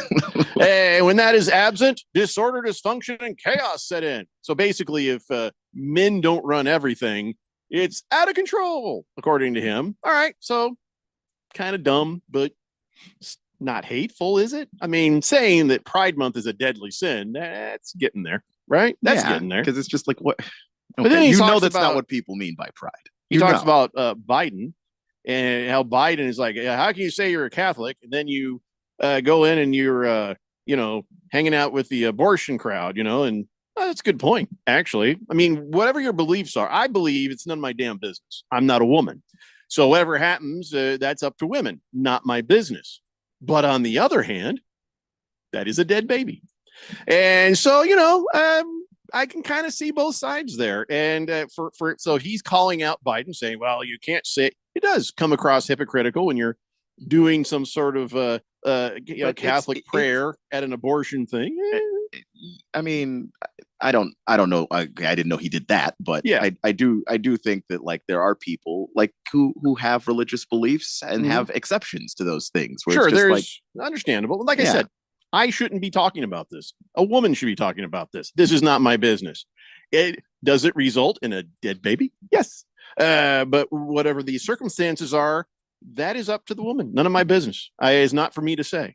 So for him, in what he believes, this all checks all those boxes, doesn't it? This is not, I didn't hear it. I didn't hear the spirit of it. I didn't hear the way he came across, and then he talked about women. He's like, I know this is probably, again, not something he should be in trouble for, but it's something that we should all be, hey, you're a numbskull. He says, I want to speak directly to you women, because I think it's you, the women, who have had the most diabolical lies told to you. How many of you are sitting here now about to cross the stage thinking about all the promotions and titles you're going to get in your career? Some of you may go on to lead successful careers, but I would venture to guess that the majority of you are most excited about your marriage and the children you will bring into the world. I'm sorry. You just can't tell people what is a fulfilling life for them. You just don't get to do that. There are going to be plenty of women who get to be mothers and enjoy the hell out of it and have a fulfilling life doing that. But guess who doesn't get to decide that? Harrison Butker. Also, I can't imagine a person telling a group of people to be your most masculine self is a kicker in the NFL. Yeah, the least masculine position. You're not even really a football player. But okay, tell us about being a man and a woman. I can't with them. I mean, It's like, look, let people decide what their fulfilling life is going to be. But but here's the thing. If you're part of a religion that is anti this, anti that, against that, I appreciate your honesty. If that is how you feel. My only thing is, please don't be hateful. But you can't sit there and hate everybody all week long and then love Jesus on Sunday. It's called being a hypocrite.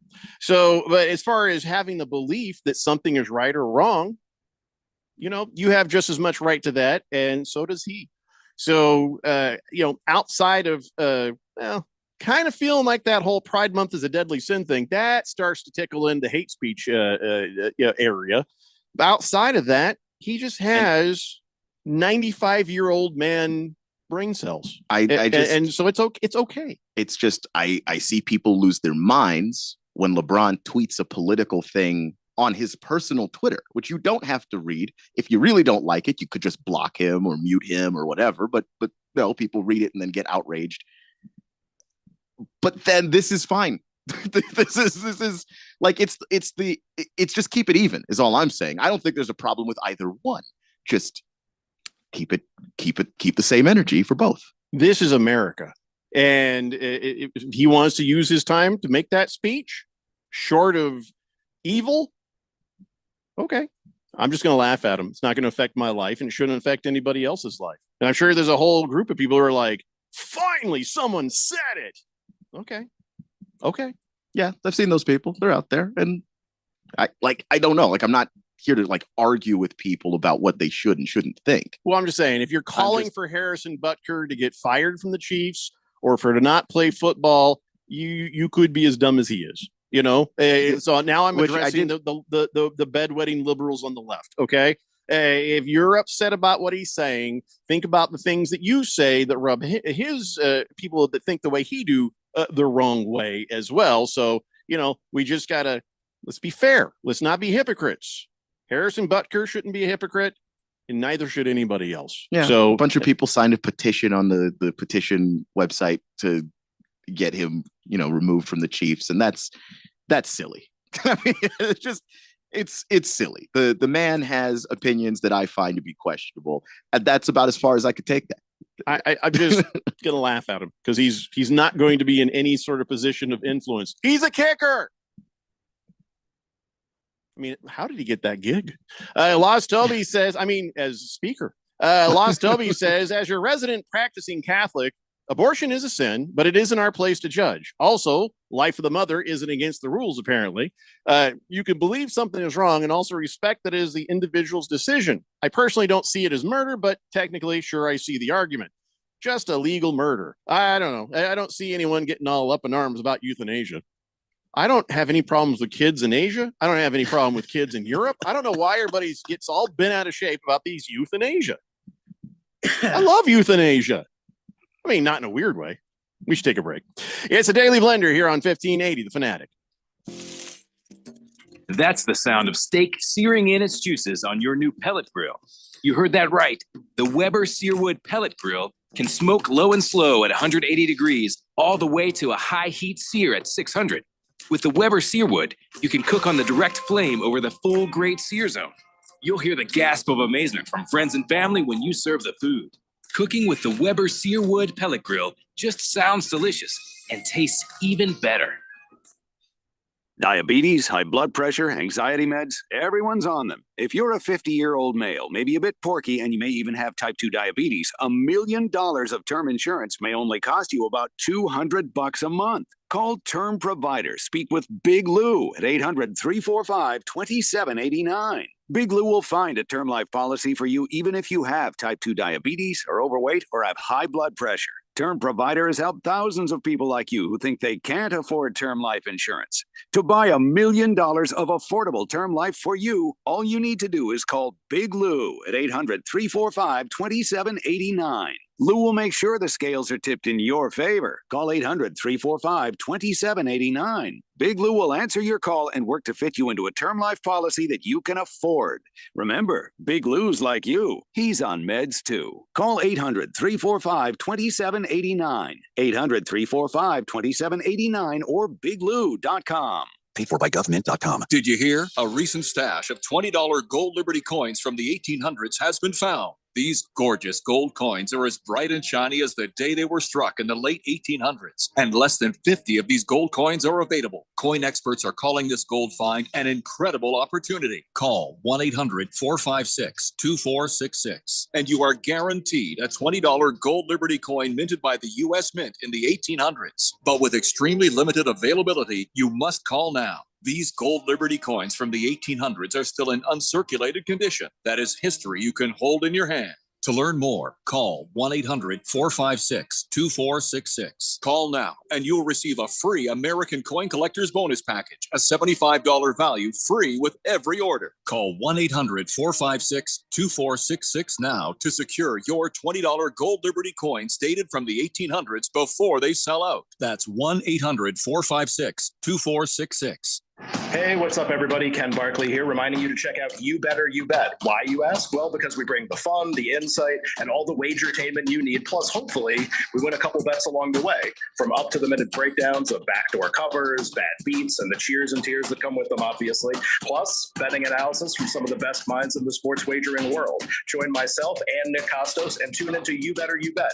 Weekdays from noon to 3 on Arizona's sports betting station 1580 and 99.3, The Fanatic.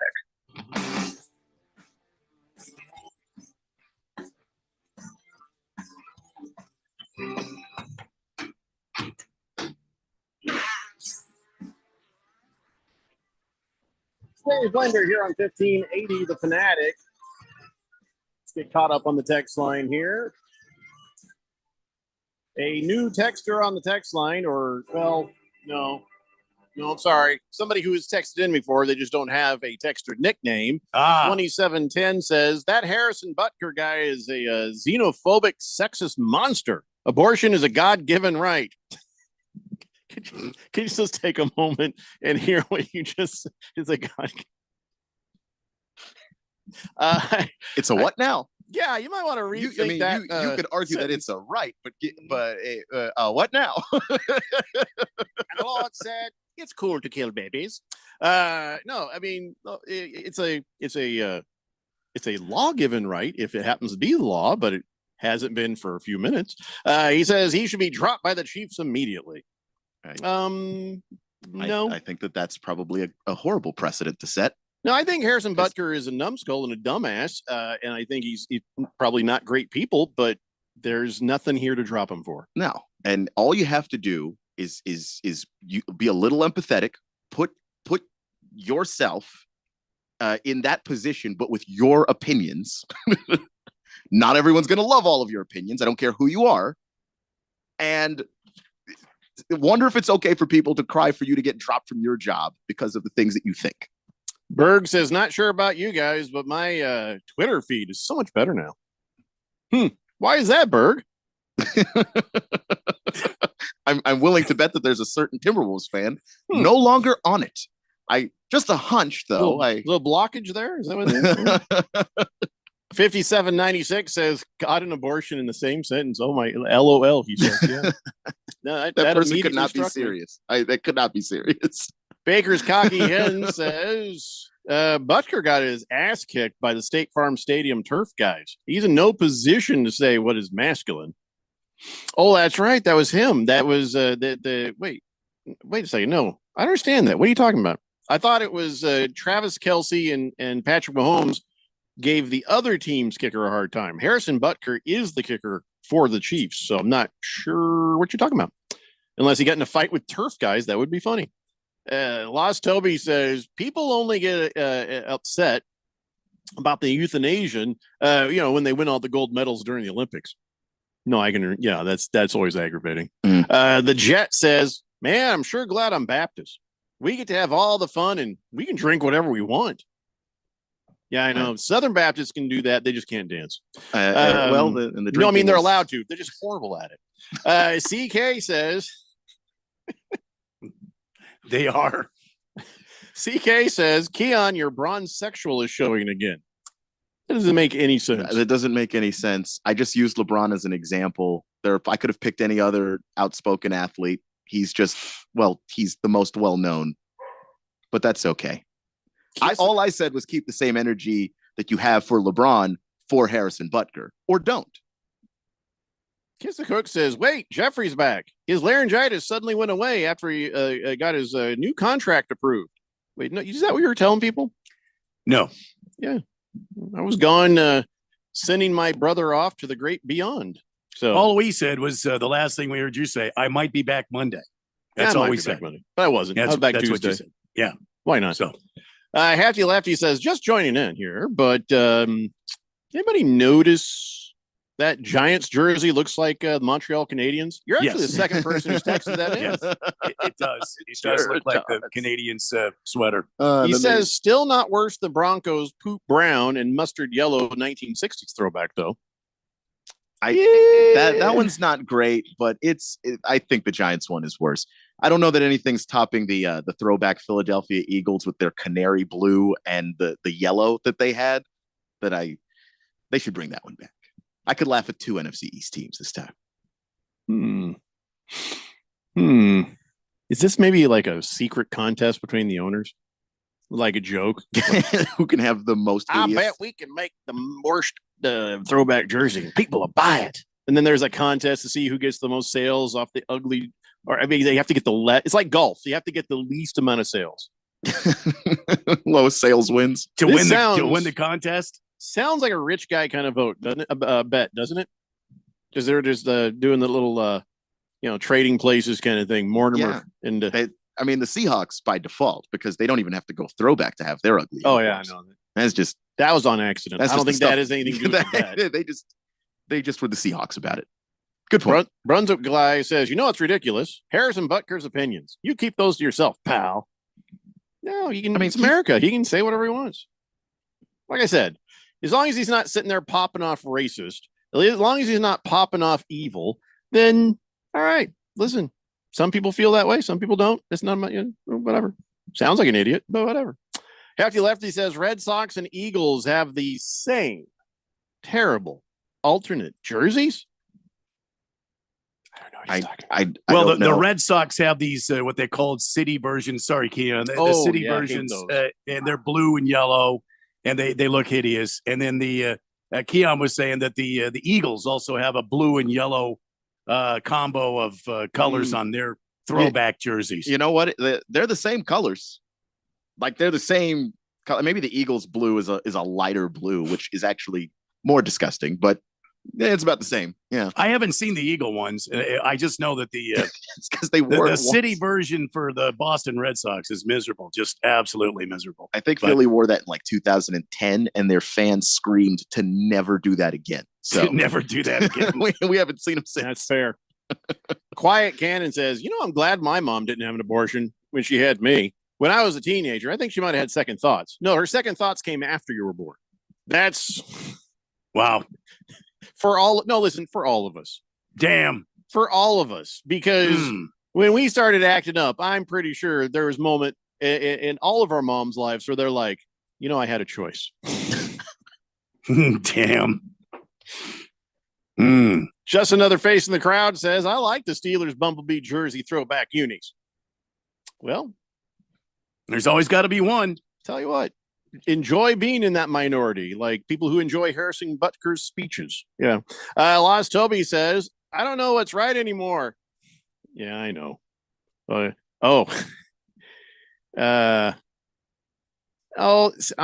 we're not getting into that.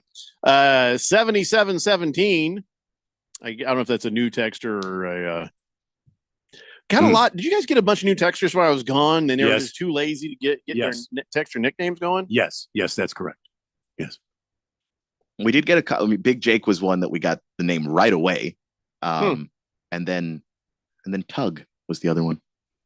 Tug. Well, somebody says, 7717 says, can we talk Logan Paul versus Cody Rhodes? No. No. Talk wrestling? We do not talk pro wrestling. No, it's fake wrestling. It's not pro. It's fake wrestling. We don't talk that. No, well, that's why I say wrestling. We'll talk about when Jake Paul hopefully gets his face shattered by Mike Tyson. Well, maybe I'm not going to pay to watch it, but we'll talk about it. But if someone should so happen to put the clip of it on the Twitter, then I'll see it. and laugh a lot. 2710 says, you think Hitler's mom wished she'd had an abortion? Oh, I think the answer is yes. Well, well, then she wouldn't have those paintings. I mean, she wouldn't have all that artwork. Yeah. Really, what we needed was that one art teacher to just be nice to him. That was it. One guy. T-Licious says, well, Butker is a Chiefs player, so he gets douchebag status already in my book. Turd Ferguson says, did you guys do your Cards win-loss prediction? Yeah, we did, and we were shocked that I think we had eight wins and 2 other possible wins. I mean, I don't know that it's because the Cardinals are going to be better or great this year. It's just they got some pretty easy matchups, it looks like. In the second half of that schedule, it's easier, but they will be better than they were last year. They made the moves to go out and get better players, so the roster's deeper. I mean, that's going to affect some things. Yeah, I mean, I'm sure we'll do it again before the season because we will have learned more over the preseason before the season starts and start to say, oh, okay, this guy got hurt, so this is going to change the dynamic of that team or whatever.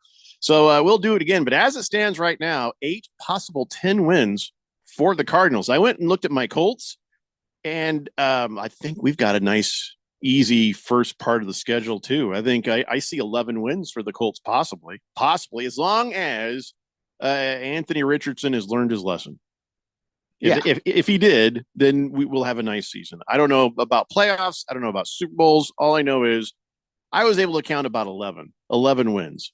And again, not saying they're great, just saying that's just the way the matchups worked. How about your Commandos? What'd you end up with? I didn't really do it because it's just I don't know that much about my own team. There's so many rookies that make up, I think, key factors on the team, especially the quarterback. I could not tell you. Okay. Well, see, when I said that out loud, I felt like, I felt like you were giving me that you're stupid look, and so now I feel smart because you just said the same thing I did when I said I have no idea what to make of the Commandos. It's a rookie quarterback coming in. I think he's good, but maybe he's not good this year. That happens too. So I just can't tell you. Average Joe says, Jeffrey, you disappoint me. Oof. Just echoes of just talking to my wife the other day. Yelberton Abraham Tittle Jr. played for the Colts, man. The Colts. Yelberton. How old am I? I've started watching them in 1984. He was born in 1926. Yeah, I think he played in the 40s.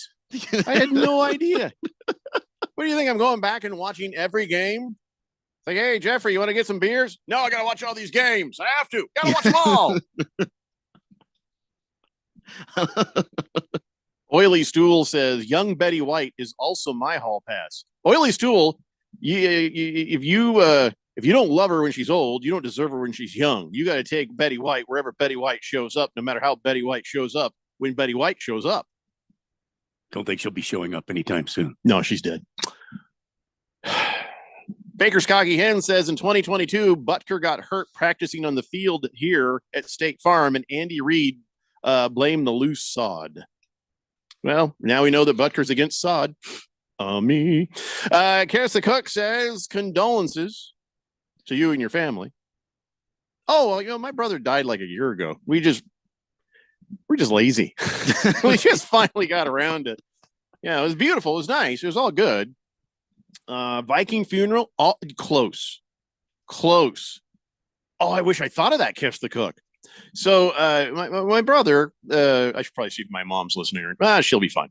My brother, as you know, passed away, and my mom has been holding on to his ashes. And so there's this thing, and I don't know if this is new or if a lot of people do this, but you get this sort of paper, thick paper boat thing. It's round, and it has a lid, and you pour the ashes inside, and then you like Elmer's glue the top down. You let that dry, and now you got like a My Brother the Frisbee. And then we went out there to a very beautiful place on a river where he used to fish, and now I know why. My God, it was beautiful. And so then you put it in the water and you let it go, and then it goes out there, but it dissolves. The paper is designed to dissolve pretty quickly, and then all the ashes are naturally spread into the water. That way you're not doing the Lebowski thing, having it blow into your hair and everything.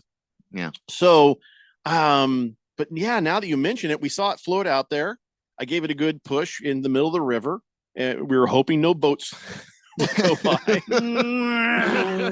there it goes right in It ruins the propeller. moment. Yeah. And it was nice. It really was. And you know what?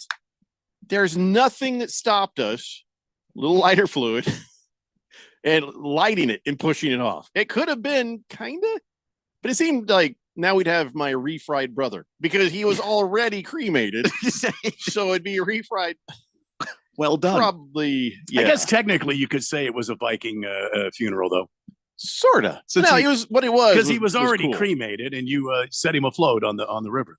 So if you're thinking about that, you look it up. I don't know where you look it up, but you know those little paper things, those little float you put in the water and they dissolve. I just thought that was brilliant. My sister found that. I was just like, wow, this is really. It was nice. Had a nice design on it and everything. So anyway, so that's where I was. That's what happened, and now I may have a little regret for not having a lighter. Although, if I hadn't warned everybody, probably would not have gone over well. Probably not. I already thought I was in trouble because my sisters and I, we all grabbed a part and then we put it in the water. It was a nice moment. And I thought, well, I got to push this into the middle of the river, right? Because I didn't want to go get stuck in a dock that was down the way. And so when I kind of pushed it, I accidentally spun it. And it was spinning for a little longer than I was like, oh dear God. And then it stopped and it floated. I was like, thank God. a little too frisbee. I sent my brother off to the great beyond, dizzy. Yeah. Anyways, so it all went well. All right, we got to take a break. We'll get caught up on everybody's texts when we come back, and we got a lot of football to talk about. It's a Daily Blender here on 1580, The Fanatic. Westwood One Sports presents this special report on the 106th PGA Championship, sponsored by Wrangler. It's Wrangler season out there. Open roads, endless horizons. Shop Wrangler.com for new denim styles. About an hour or so left in the first round at Valhalla. Xander Schauffele went low early today, a 9 under 62, equaling the lowest score in major championship history. 5 birdies going out, 4 more coming in, no bogeys on the card for Schauffele. He leads by 3. Tony Finau and Sahith Theegala at 6 under par. Rory McIlroy, Robert McIntyre, Tom Hoagie, Tom Kim, and Thomas Dietrich at 5 under, 4 back.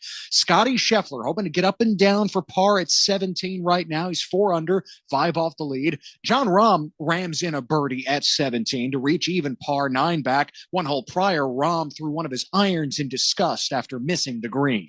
I'm Ted Emmerich, Westwood One Sports. Around here at Wrangler, we are all excited for spring. The longer days, the warmer nights. When you've got your pick of shorts and jeans, either works just fine. Blue skies, open roads. Wrangler, for the ride of life. While retinitis pigmentosa takes Mark's vision, his family gives him hope, whether at the family business or at home with his wife and sons. He knows he's not fighting alone. For 50 years, the Foundation Fighting Blindness has funded research into treatments and cures for blinding retinal diseases, providing hope to people with vision loss. And for Mark, winning the fight means being there for his family. The Foundation Fighting Blindness. Together, we're winning. Help us end blinding diseases at fightingblindness.org. Around here at Wrangler, we are all excited for spring. The longer days, the warmer nights. When you've got your pick of shorts and jeans, either works just fine. Blue skies, open roads. Wrangler, for the ride of life.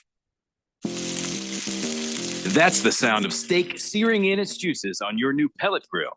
You heard that right. The Weber Searwood Pellet Grill can smoke low and slow at 180 degrees all the way to a high heat sear at 600. With the Weber Searwood, you can cook on the direct flame over the full great sear zone. You'll hear the gasp of amazement from friends and family when you serve the food. Cooking with the Weber Searwood Pellet Grill just sounds delicious and tastes even better. Hey, everybody, it's Mark Asher with Josh Garcia of the Miracle Mile Deli. Josh, I want to thank you and your family for making such a huge difference over the last 75 years in the restaurant business in Arizona. Thank you, Mark. It's been a privilege and an honor to serve generations of families like yours in the Valley over the last 7 decades, and we are extremely grateful to be celebrating our 75th anniversary in 2024 with a variety of different specials. So come on down to our Phoenix location at 16th Street in Campbell with your family and friends and celebrate with us. For more information, visit miraclemiledeli.com. Your home for sports. 1580 and 99.3 The Fanatic.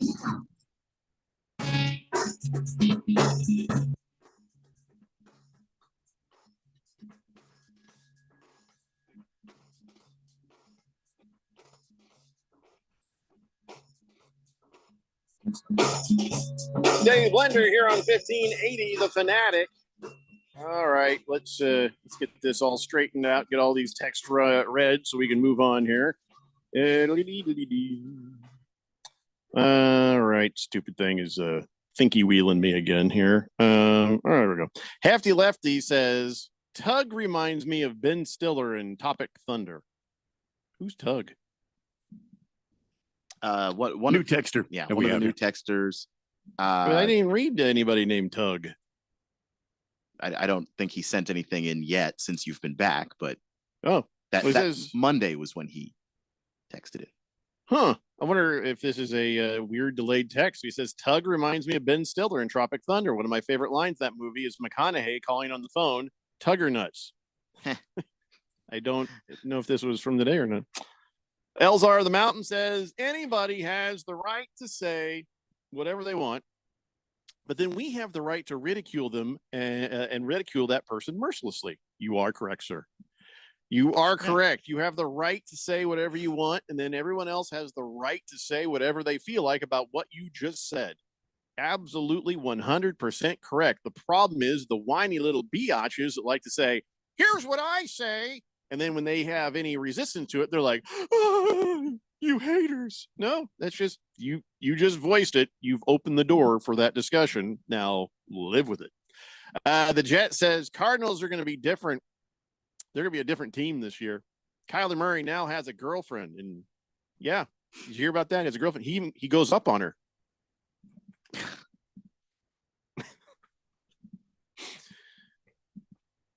Wow. That was funny. We're trying to decide if that's a 5-minute penalty or we're just going to let it go. 2710 says, can my texter nickname be My Body, My Choice or Roe versus Wade? No. It just feels like you're bringing the wrong energy to the show. That's all. That's it. Just we could call you I Love Dead Babies if that's what you want. I'm just saying. Just looks of horror is alternating looks of horror and laughter from both Keon and Randy, depending on which joke I go with, and also just which moment. It's like, that's funny, but yeah. Funny. So no 2710. Let's try to keep it out of that area. That's not a cool texter nickname at all. 5769 says, speaking of secret ugly uniform contests, those Baseball City Connect jerseys are hideous. Sniper 25. Oh, he's given himself a name. Sniper 25. Nice. Okay. I like the Diamondback Serpientes uniforms. I mean, yeah, they're not all ugly. Kind of like a vomit yellow, but they've got some nice script on them. It's like the sand, and it's got the cursive. Yeah, snake. I know what they were going for. Yeah. I know. Yeah. Can we go back to this Sniper 25 fella? Sniper 25. Yeah. We don't do like tagger names, like with numbers or like Matchbox 20 or whatever. Unless the 25, I guess, has. That's what I was about to say. Yeah. So can you tell me why Sniper 25 and, Sniper, you're on your way to cool. 25, not thrilled about putting numbers in texture nicknames. So, but why not good Papa on you. Woody? Why not Papa Woody? We already have a Papa Woody, don't we? No. We had a Papa Mike. Herpy Street. We need a Herpy Street. We do need a Herpy Street. Cowgirly Flames. Yeah. Turd Ferguson says, sorry, that was their record last year. They actually said 6-11. What? What are you talking Excuse about? me? Bleacher Report said, "Oh, that's what it is." Turd Ferguson said Bleacher Report gave him 4-13 as a prediction, but that was the record last year. He says, no, actually, they said 6-11. So Bleacher Report gives the Cardinals 6 wins this year. That's an easy, cheap one for them because the betting odds are 6.5, and they're taking the under on the Cardinals, basically. That's unimaginative, and clearly they did not take time like we did and looked at every game. Shame on you, Bleacher Report. Shame on you. Would it have been less lazy if they said 7 instead of 6? Still lazy. Just right there on the line, right? But that might have been the number they came to. He said 6. Oily Stool says, so someday somebody is going to have to drink water from that river, and they're going to be drinking your brother. Nobody drinks out of a river. That's gross. It runs. The river. It's not like stagnant. The water moves. It's not a puddle. It's a moving body of water. They're going to go swimming in my brother. Yeah. They'll go fishing and maybe eat my brother from the fish that swam through my brother. Yeah. But nobody's drinking my brother. We are Irish, so couldn't hurt. Just another face in the crowd says, nice. Now your brother's fish food instead of worm dinner. It's a real touching way to put it. Thanks, man. Big George says, lots of new commercials today. He's the only one I know that listens to. I think he logs them, to be honest with you. He says, yeah, I heard about the Weber pellet grill there. Randy, I hope you get a free one as part of the deal. No, that's a network spot. I don't. Yeah, we don't have it. I don't get anything like that. Baker's Cocky Hen says, text her name for that Roe versus Wade person. How about we call him Butker's Hanger? Oh, God. Hefty Lefty says, hey, did you guys see the Tyreek Hill there? Well, he's going to try and challenge Antonio Cromartie for children and baby mamas. Yeah. You know what you're talking about? He's got an illegitimate one out there somewhere? He's got many with many women. And Antonio Cromartie is like the last person that had that many kids across that many women. So what we're learning is Tyreek Hill has cheated on his wife. Many times. I don't know if it's the cheating probably happened. Many times. I wouldn't be shocked to learn that. But even prior to that, just many girlfriends that he never married and just moved right along.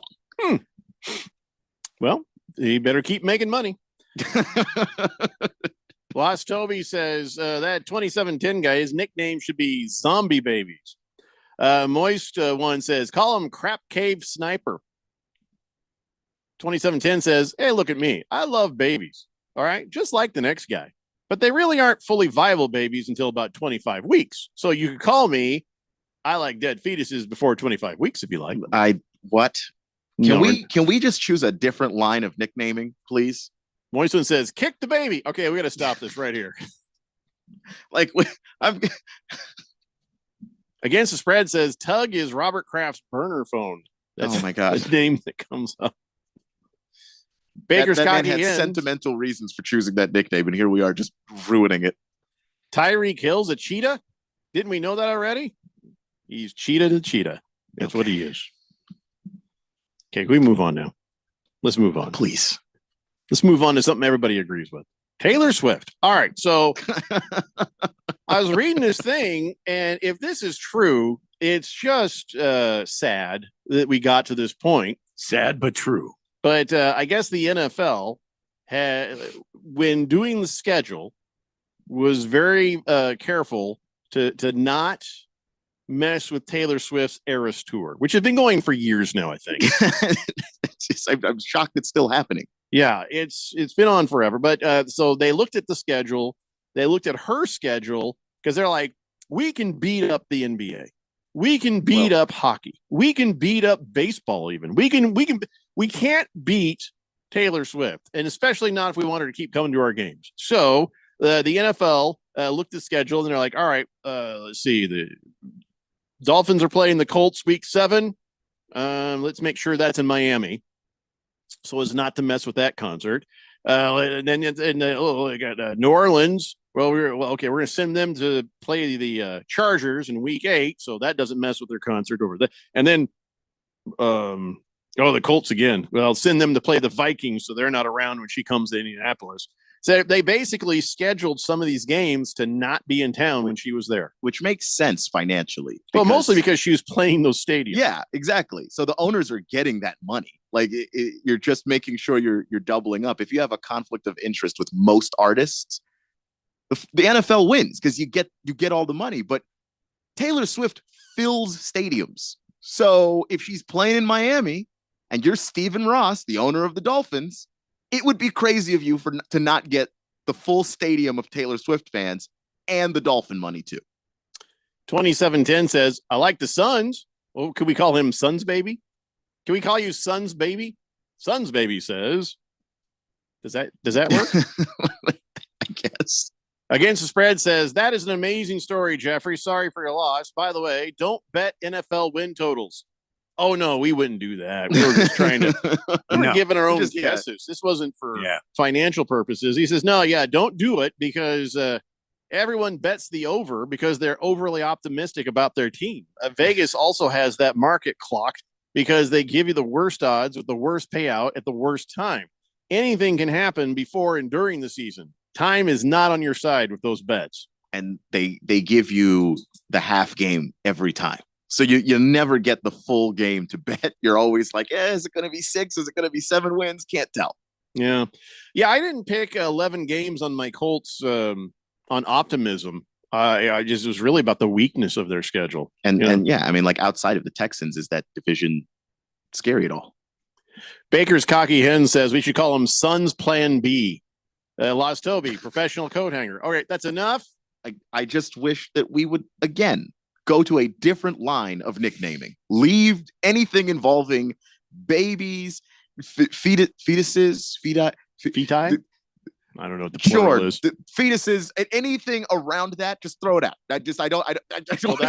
Well, some people want to throw it out. I mean, that's kind of the. Just don't go down that path any further, please.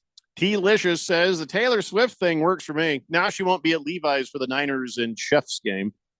I mean the NFL's not dumb, but I think it's funny that they will impose their will on anyone and everyone but Taylor Swift. If Taylor Swift was filling up basketball stadiums, NFL wouldn't give a rip. It's football stadiums that she's in, and they want that money. Moist One says, Papa don't preach. Okay, we're going to stop you here. Anyway, so let's talk about some of the aftermath of the schedule release. One of the things you're looking at the NFL schedule for the 49ers. There's two different stories, and they seem to sort of conflict a little bit. On one hand, if you look at it, the 49ers have 4 opponents that they have to play coming off bye weeks. So that is hard for the 49ers. They're playing a well-rested team 4 different times. On the other hand, Vegas odds have the 49ers favored in every single game they play this season. All 17 games, they are favored. Doesn't mean they're going to win them all, but they are favored. And sometimes by quite a bit. So it's a little bit confusing. They're a really good team. And I guess what they're saying is that the bye week is not enough of an advantage to favor the other team.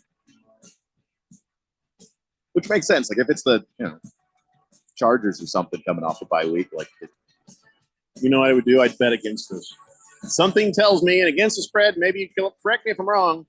I feel like you bet against the 49ers this year. I don't know. All right, we got to take a break. And after that, hour 3. It's the Daily Blender here on 1580 The Fanatic.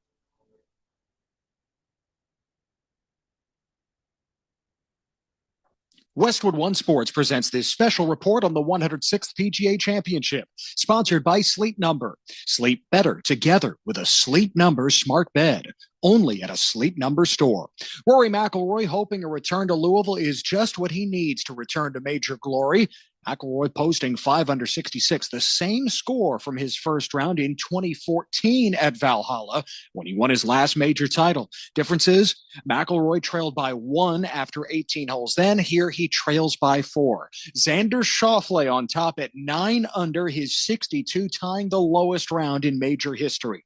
Tony Finau and Sahith Theegala at 6 under, 3 back. Colin Morikawa puts down his lowest opening round at a major, a 5 under 66. He's already won 2 majors. Morikawa is 4 off the lead. Scotty Scheffler just wrapped up a 4 under 67. He's 5 back. I'm Ted Emmerich, Westwood One Sports. Why choose a Sleep Number smart bed? Can I make my side softer? Can I make my side firmer whenever I want? Can we sleep cooler? Sleep Number does that. Cools up to 8 times faster and lets you choose your ideal comfort on either side. 94% of Sleep Number smart sleepers report better sleep. JD Power ranks Sleep Number #1 in customer satisfaction with mattresses purchased in-store. And now save 50% on the Sleep Number limited edition smart bed. For JD Power 2023 award information, visit jdpower.com/awards. To find a store near you, visit sleepnumber.com. Without the ones like you, who work tirelessly to keep things running, everything would suddenly stop. Hospitals, factories, schools, and power plants, they all depend on you. No matter the weather, emergency, or time of day, you're the ones who get it done. At Grainger, we're here for you with professional-grade industrial supplies. Count on real-time product availability and fast delivery. Call, clickgrainger.com, or just stop by. Grainger, for the ones who get it done. Diabetes, high blood pressure, anxiety meds, everyone's on them. If you're a 50-year-old male, maybe a bit porky, and you may even have type 2 diabetes, $1 million of term insurance may only cost you about $200 a month. Call Term Provider. Speak with Big Lou at 800-345-2789. Big Lou will find a term life policy for you even if you have type 2 diabetes, are overweight, or have high blood pressure. Term Provider has helped thousands of people like you who think they can't afford term life insurance. To buy $1 million of affordable term life for you, all you need to do is call Big Lou at 800-345-2789. Lou will make sure the scales are tipped in your favor. Call 800-345-2789. Big Lou will answer your call and work to fit you into a term life policy that you can afford. Remember, Big Lou's like you. He's on meds too. Call 800-345-2789. 800-345-2789 or biglou.com. KQFN Tempe. Also transmitting on K25CD Phoenix at 99.3 FM and K24EU Fountain Hills at 95.9 FM. It's time for the third hour. Quiet, people, settle down because it's time. Time for what? Showtime. When does it start? Right now. 3, 2, 1. Let's get on with the show. Let's do it.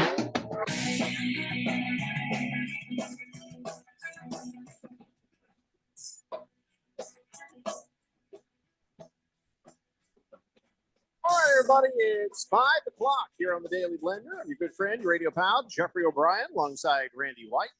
Keon Rose in the control room, and you guys are on the Fanatic text line, 888-368-1580. As we broadcast live in the Harman Solar Studios in Scottsdale, we've just been talking some football and stuff, and, still some aftermath about the whole schedule thing. I saw something that I immediately realized was going to piss Randy White off. Oh. You must not have seen it yet, or you'd already know what I was going to say. No? So the Arizona Cardinals will play the Chargers on Monday Night Football, right? Yes. But in week 7, you can only see Monday Night Football on ESPN Plus. Bastards. Mm-hmm. This is going to set in, and over a few moments, Randy is going to start to... Yeah, it's just what we were saying the other day. Keon, you and I, Jeffrey was gone. The anger is coming. And setting his brother afloat in some river in Oregon somewhere. The earthquake. And we were talking about the NFL putting their games behind the paywall and how we just weren't going to allow anybody to push us around any longer. Remember that, Keon? Remember that? Remember, this is what's happened. This is the your anarchy that evacuation is happening right now. This Run is the for cover? anarchy that is coming, ladies and gentlemen. The damn NFL is trying to make all the money, and they don't have enough of it yet. I say enough is enough. When is enough enough? Now enough is enough. And I say we band together and we say no more. No more will this happen. We will stop paying and you will lose money, you sluggards. And that's it. I'm starting a petition right now. And I'll be circulating it and you sign it and I'll send it to Goodell, that drunk Irish bastard that runs the damn NFL. Except for I have ESPN Plus. So, will you jump on my petition about Peacock? Yes. Okay. All right. Then I'll sign yours. But I mean, I'll see the game. So you can come over to my house if you want. Well, maybe I could come to your house. And it's an hour drive here and an hour drive back, but I'm sure the game will be worth it. I mean, I could stay the night. I mean, who are they playing? The Chargers. Oh, that's one of the winnable ones. Yeah. What is wrong with the Chargers? I feel like the Chargers should have been good a couple times and then just weren't. They had a lot of top end talent at key positions, but they weren't deep. And I don't think they had the right coach either. Also that Staley kind of tanked them. And also like the outside of the skill position guys, they really didn't have a whole lot going on. Oh, Beer Bob, can you hear me? Am I breaking up? No, I can hear you. Oh, okay. Beer Bob says it will be on our local network. Will it? I guess that makes sense because it's a local game. So yeah, but I don't know if they're allowed to do that on Monday Night Football in a prime time. It's an interesting thought, Beer Bob. Do you have any proof? Here, Beer Bob, just because you brought that up and there was some a glint, a gleam of hope surrounding this game. Just for you, I'm going to pour this out for you. Who do we even ask? Because there's no local TV version of the Cardinals on television. Channel 12. Past the preseason. After preseason, I mean, Channel 12. That may be possible? because it'll be on ABC as well. No, they say it'll be exclusively on ESPN Plus. It will not be on ABC, according to this. There are games that'll simulcast Monday Night Football on ESPN and ABC. Not this one. It's the only game that's exclusive to ESPN Plus. You can trust me on this. But I know, Beer Bob. I just don't know if there's anything different about that. They dig Wolfley up and what other guy, and they throw them out there and have them do a game, then problem solved. Dave Pash. Problem solved. Because those local channels pay a lot. They do they do a pretty good job. Dave Pash does a pretty good job. Oh, yeah. I like Pash and Wolfley calling the games. Yeah, I like it. Lost Toby says, Niners got an F schedule. They play Seagulls, Cowboys, Chiefs, and Bills after they come out of a bye week with Chiefs and Cowboys back to back. Oh, boo-hoo. Cry me a river, man. Yeah, go to the Super Bowl and feel sad. 8984 says, this subscription culture is the most aggravating thing in the world. Put the games on basic TV and cut out the BS. I agree with you. 8984, I feel like there are more aggravating things in the world. Oh, there most definitely is, but I'm just saying this is aggravating.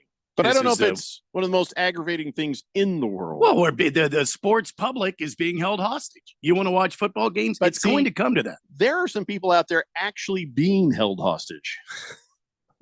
Well, that's what I mean. In multiple places on the planet. Yes. I mean, in war zones and I get that. Did you see that story? They dug this guy up out of the neighbor's backyard.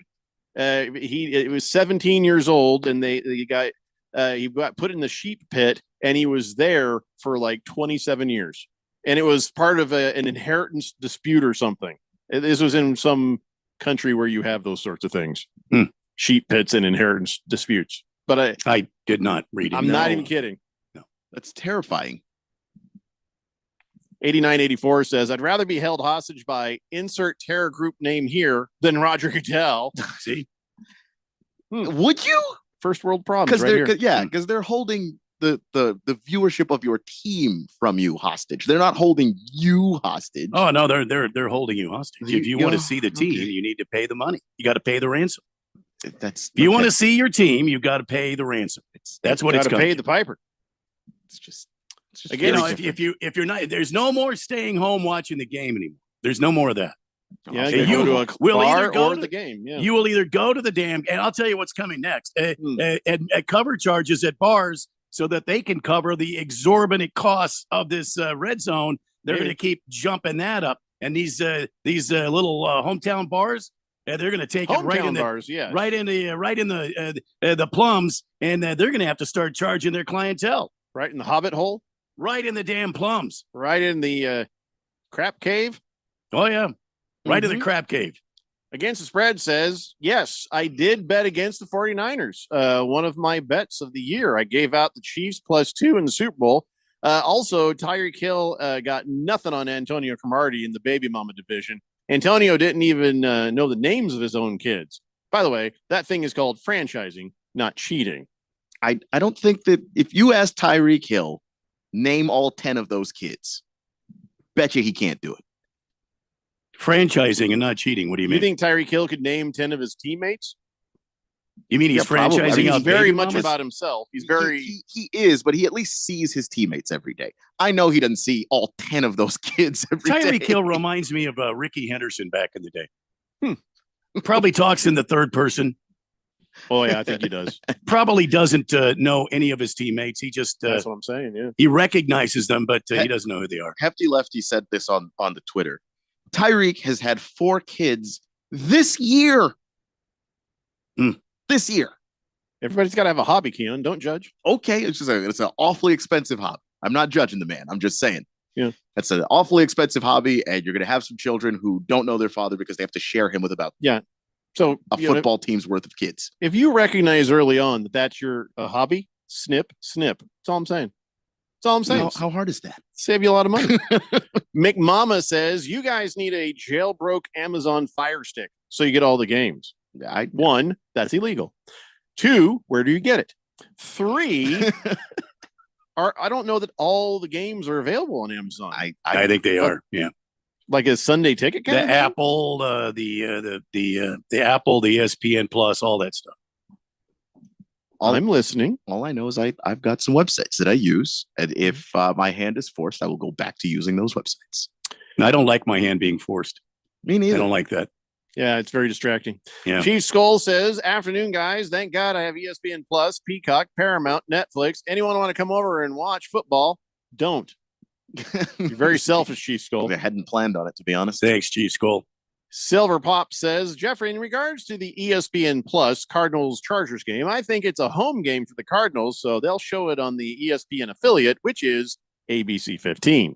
Show me where it says that. Show me where it says that, and I will believe you. I hope you're Google right. It, but what the For my example friend that someone Randy and my showed wife. was for Thursday Night Football.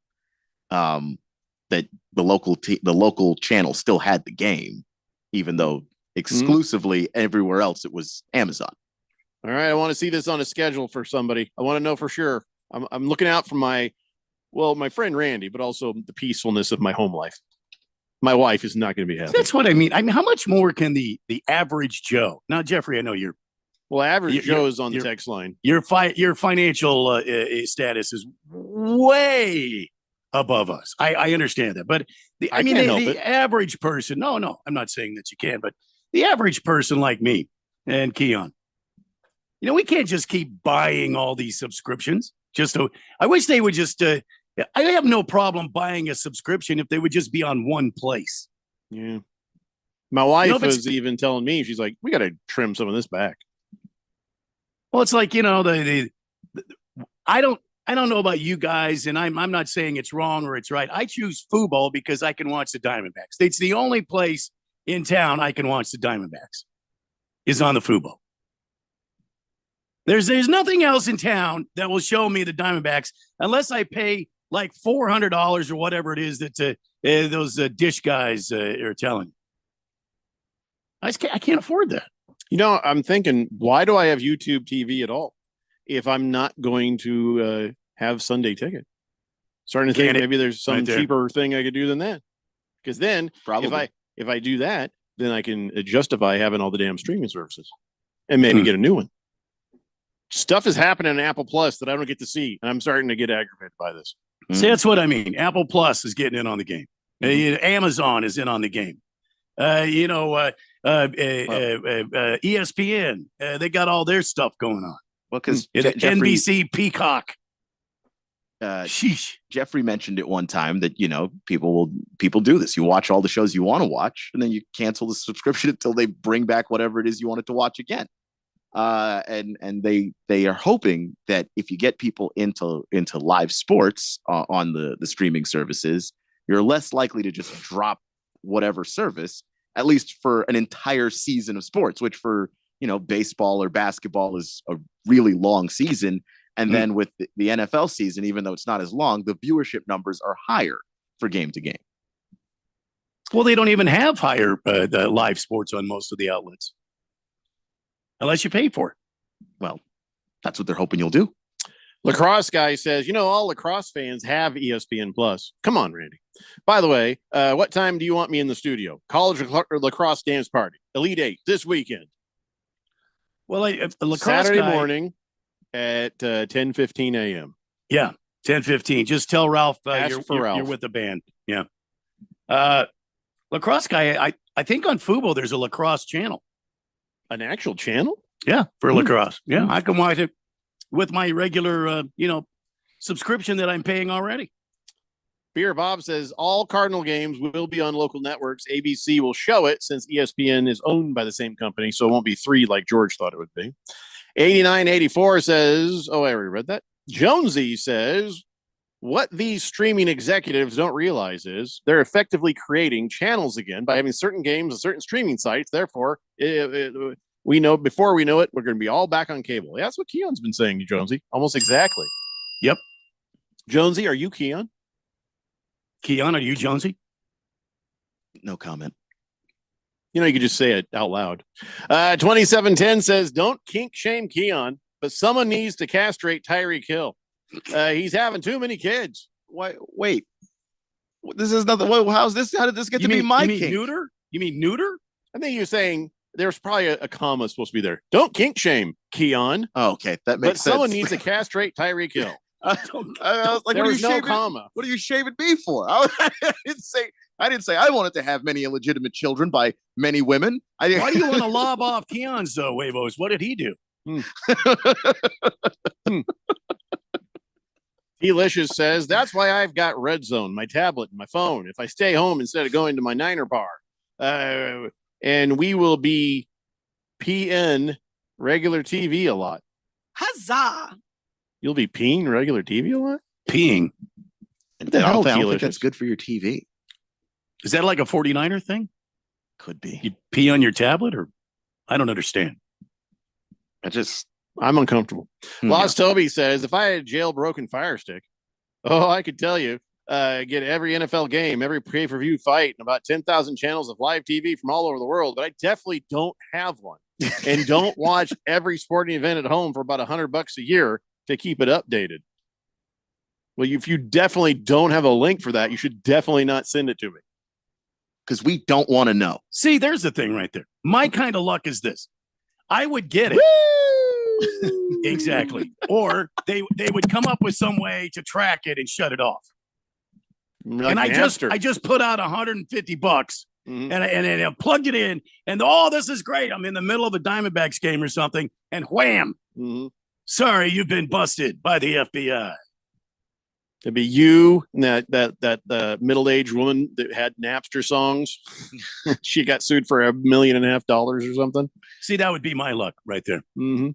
Suffer an A's fan says, man, it'd be great if there was some kind of service that include all these services into one package and then maybe even feed it directly to your TV with some kind of, I don't know, cable maybe. Yeah, but see, you can get the live stuff that's on the streaming services, but then they can't cable in you having the all the shows everybody binge watches. So that's where the difference is. You know what I mean? So I don't know. I mean, I mean, I remember DirecTV. I'm sure Cox Cable has that. All the houses with a on cable. demand. Yeah. They would have the on demand shows. Sucks because you have to watch them damn commercials. But so, yeah, I mean, I don't think you're going to get your cords back if that's what you're asking for. This is the new reality. You're going to have to make a choice. Live TV, like channels, or am I just going to have these things when it's time to go watch the game I want to watch? And this is still going to be more expensive than it was. Yeah. But you have more choices. So that's what I'm thinking. I'm going to just dump YouTube TV. I mean, I watch far more stuff on streaming services than I do TV. And then Hulu will put up, like, they would put the live TV shows on there pretty quick. So, yeah. And they've got some live some live sports as well, though it's usually just basketball in the middle of the season. I'm going to need spreadsheets. I mean, I'm not even kidding. Oh, yeah. You're not. Yeah. It's not a joke. That's a fact. I'm going to need spreadsheets to sort out how much does this cost? What is it I'm watching here? Maybe I'll rest that one, then I'll activate this one. You almost need an accountant for this kind of thing. Against the Spread says you get it. Cardinals locally, unless they are playing at Sun Devil Stadium and blacked out. Take a deep breath, Randy. You'll be fine. And I agree, Randy's rage about the sports viewing situation. That is why we need to pay respect to Father Ishbia for putting the Suns on Channel 3. That you can get that with a freaking antenna. I got a freaking antenna. Yep. Yeah, I like that right there. Matt Ishbia for president. Yeah.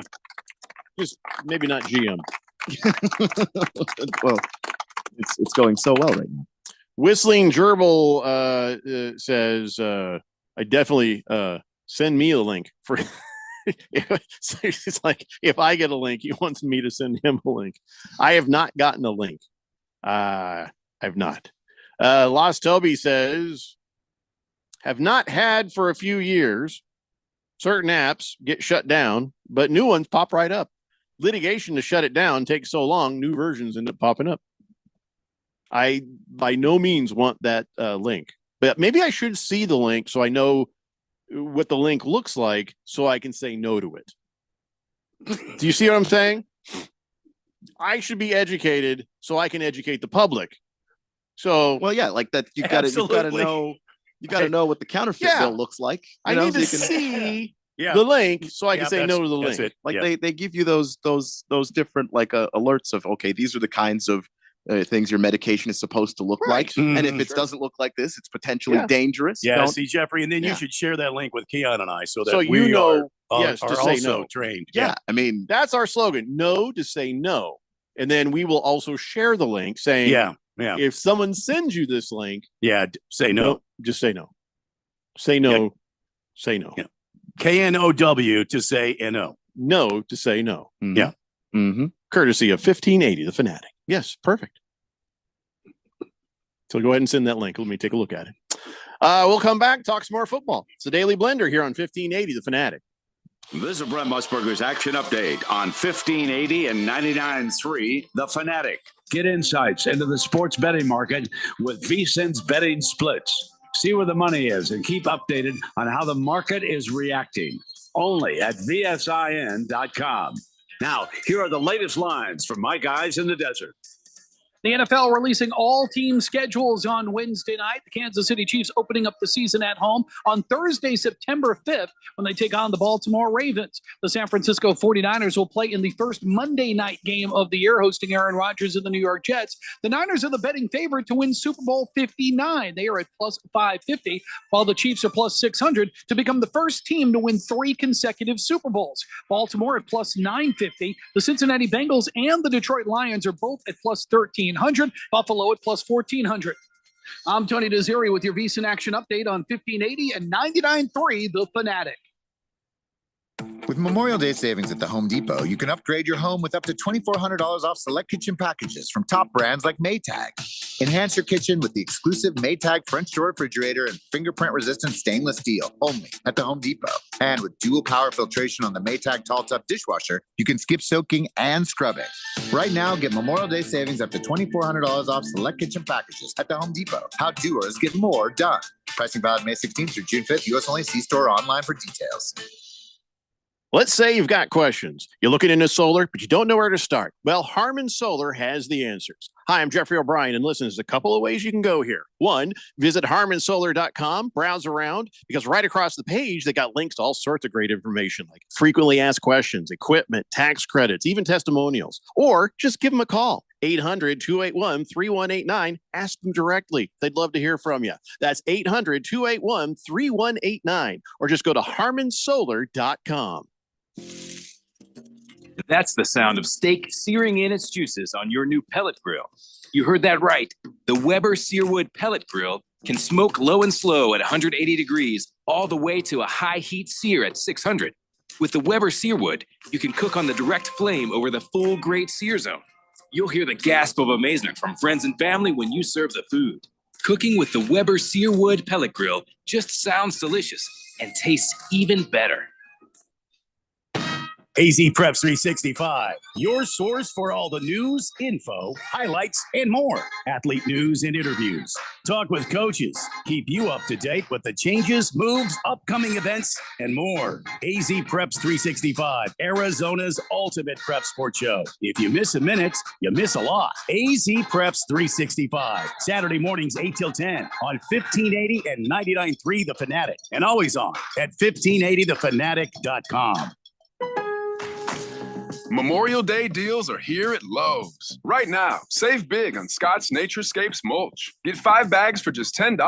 And there's more. Get up to 40% off. Plus, save an extra $50 on every $500 you spend on select major appliances. These deals are selling fast, so start shopping now. Lowe's knows summer savings. Valid through 5/29. Mulch excludes Alaska and Hawaii. Appliance savings vary based on purchase. See Lowe's.com for details. Selection varies by location. While supplies last. Hi, I'm Ralph Romano. And I'm Neil Lynch. And we're the Weekend Warriors. So, Ralph, what are the Weekend Warriors all about? Well, we talk about sports. National sports? Of course. Regional sports? Sure. Arizona sports? Yeah. And we also interview local athletes, coaches, and sports-related business owners to share their amazing stories. But what if they don't have an amazing story? Then we talk about something else. You know what, Neil? You're fired. Again? Well, listen in for great sports talk, amazing interviews, and to see if I have a job next week. You won't. It's the Weekend Warriors every Saturday at 10 a.m. right here on 1580 The Fanatic.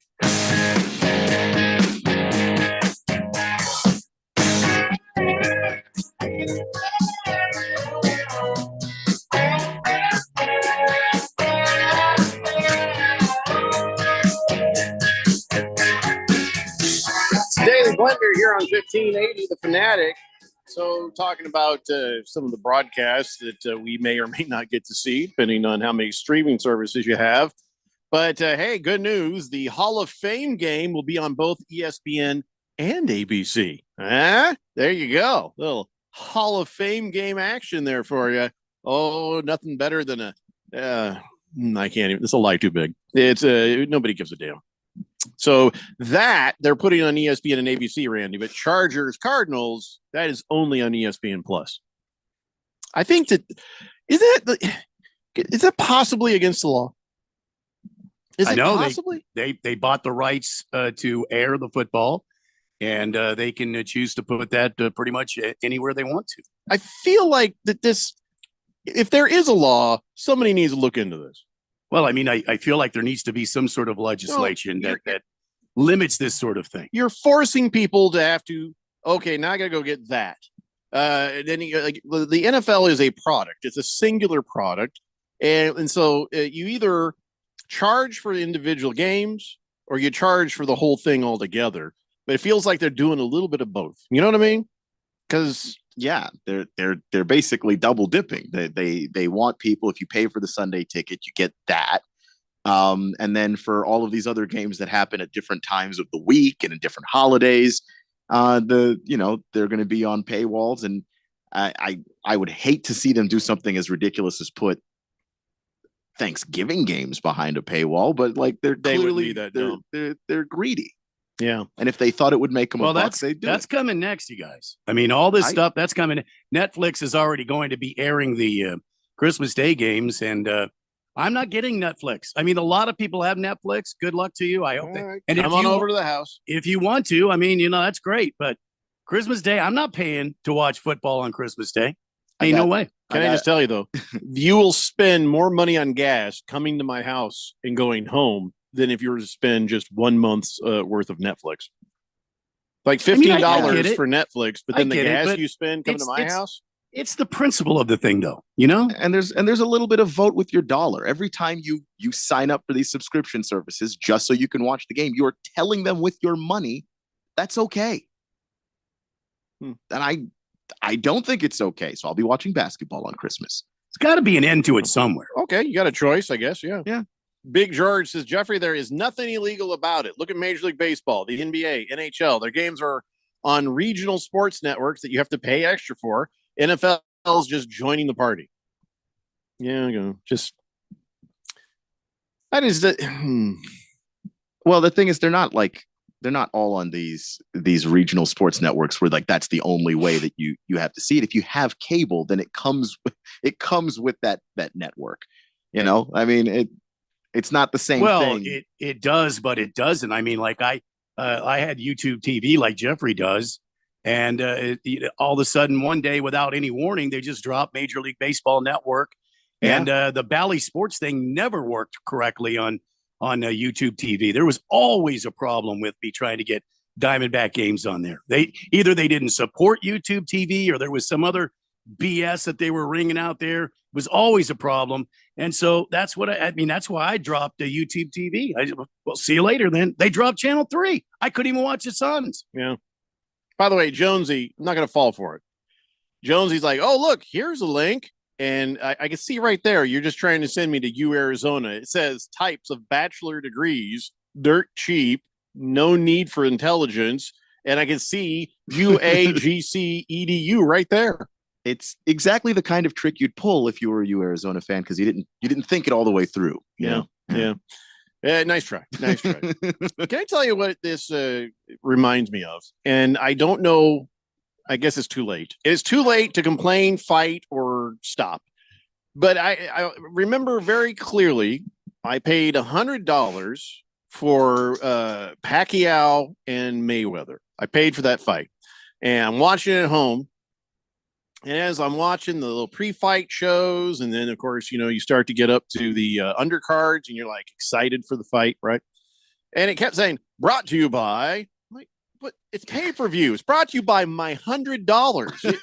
What are you shoveling advertisements at me for? And it's like at that moment, I was like, well, this is some bull crap. And so if I'm paying for the game, then I shouldn't have to watch commercials. And if I am watching the game and not paying for it, all right, give me the commercials. So that's the thing. Hey, NFL, aren't you making enough money off just the commercials? Are you not making enough the money that we're watching and then you are selling ad time for? So why can't we get the same treatment through the streaming services where CBS, ABC, ESPN, they're, except for their plus, but you pay for the channel, or you pay for access, I guess. But let's say you watch the channel, you watch the commercials, contract's done. Now it's watch the channel, pay for the channel, also have to watch the commercials, and it's like too much. It's too much. There, one or the other. Yeah. If I pay for it, I don't want to see commercials. But if I watch with the commercials, then don't make me pay for it. I don't know if you remember this, Jeffrey, way back when, but when cable TV first came out, there were no commercials on it. Like when ESPN first started, there was no commercials. Didn't know that. It was like it would have a public service announcement or something when the show was over, but there were no commercial breaks. When they were transitioning from 1 hour to the next, it might be a PSA, about buckle up and save lives or whatever, but there was no commercials. And then slowly but surely, all of a sudden, commercials started sneaking. Probably because they were they hadn't sold them yet. So I just turned the thing on. When cable first came out, there was no commercials for a long time, for several years. Probably the people around my age out there listening in the fourth dimension can back me up on this, but I can tell you there was nothing. History repeats itself because we're doing it with the streaming services. Like there were no commercials. In fact, the first time I ever used Hulu, I was in high school, and it was free. You could watch ads, but didn't have to pay for it. So now I'm aggravated with Amazon because I pay $150 a year just to have the Amazon, no shipping, which is not true. Sometimes they're shipping, and then there's you get to watch the videos and stuff. And then now they've put commercials in the front, and they said, "Hey, pay us another $3 a month. You don't have to watch commercials at the beginning of it." Right. That's what I mean. That's what I'm saying. That's my whole pet peeve now. just This thing lifting has me up just to got 180 out now. of it's got out of hand. And as consumers, we're not responsible necessarily, but every time we pay for it and we say, okay, I guess, and pony up the cash, eventually enough people are giving them enough money that they see that as a financially reasonable way to go about life. And I'm just not doing it. If I'm Emperor, then a streaming service that streams for content, you can pay for it. Yes. But if you have live programming, you do not charge extra for it. You don't. No, it's all got to be available to everybody. Yes, I agree. You can put your streaming stuff behind the wall. Meaning, if you've got episodes and stuff that people want to watch and binge, Netflix and say, well, if you want that content, you got to pay for it. But anything live, you get for free, because then they charge the companies for commercials. So anything that is live, that's paid for by commercials. Anything behind that, if you want to watch binge watch the Dead Boy Detectives or something, well, by God, you're paying for that, because there's no commercials on that.